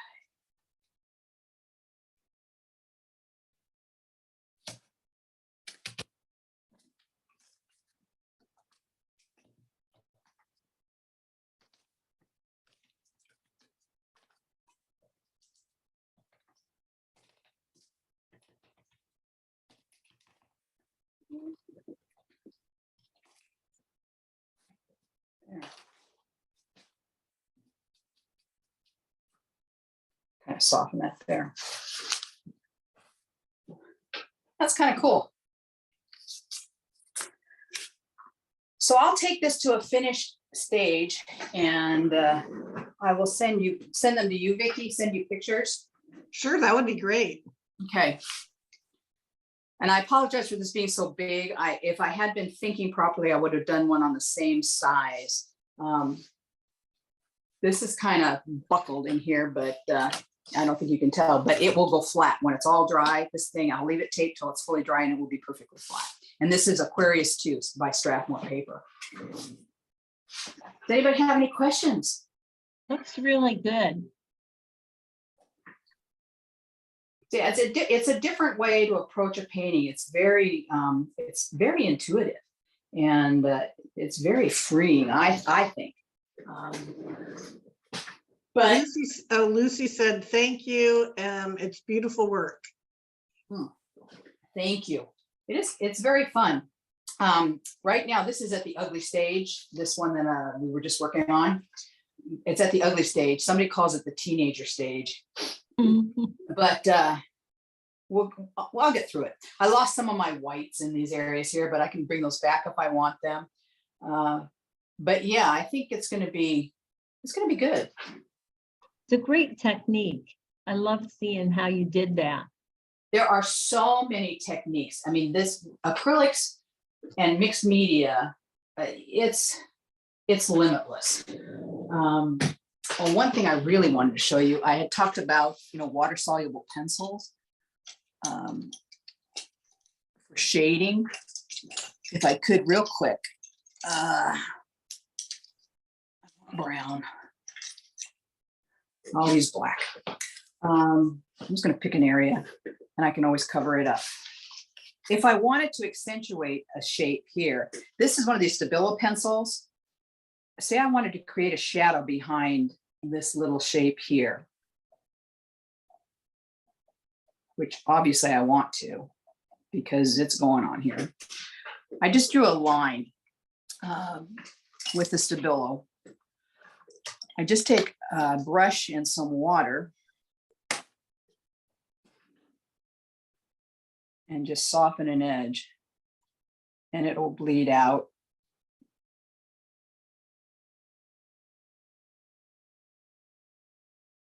You kind of get the effect. I'm doing this upside down for me, so it might be kind of weird, but this stuff is way cool. Well, that is. And you can define shapes. Yeah, that's perfect. Wow. Anyway, I just wanted to show you that real quick. Yeah. Wow. Very cool. I'll be doing some of that on here. So any other questions? No. Thank you so very, very, very much. Oh, thank you, Nancy. It was a fantastic demo. We appreciate it. And we're going to try and schedule you for next year. We're going to get some feedback from people and hopefully we'll get We do everybody. a lot of this stuff. Yeah, what we'll do is a lot of this stuff, but it's a little bit more psychological. It's very personal. Where you'll be using some of these techniques, using the gel plate more, but also looking at shapes, basic shapes, and their psychological meanings and what they mean to you. So you walk out of the workshop with a painting that is uniquely, totally all about you. People are always saying they want to loosen up. This seems like a good way to do it. Totally. Yeah, very cool. Well, thank you so very, very much. I wish you all a very nice spring. Well, yeah, spring. I hope it's dry. I hope it's not too hot. I hope you don't have a lot of fires. Personally, I think the state of California, Oregon, and Washington, we should just be our own little thing. Period. We are. Yeah. Yes. Definitely we are. Nice work. Thank you Very good. Thank you very I much. hope to see you Thank you. first. Thank you. All Did right. you ever Yeah. meet- Have you met John Ettinger up in the Northwest? John Moved up- Eminger or Ettinger. John Ebner? John John. Ettinger. No. No, He's become, he used to be very active in this community and we used to paint together. He's very, very good. Yeah. Got better and I just kind of, But he lives up here now? he lives up in Washington and I forget what's called, right by that river that runs across the north central part of Washington. Well, there's the Columbia, there's the Snake, there's a lot of we have lots of rivers here, the Nooksack, the Skagit. Is he rich and is he single? In that order. Love No, it. not in that order. He's married and we'll find out and get Bye. back to you. Oh, he's married and married. he's hanging on. He's a Forget good it. guy. All right, bye now. Thank All you so right. much, and I will see you again Thank soon. you, Nancy. All righty, bye-bye. Bye. Can I leave, Vicky?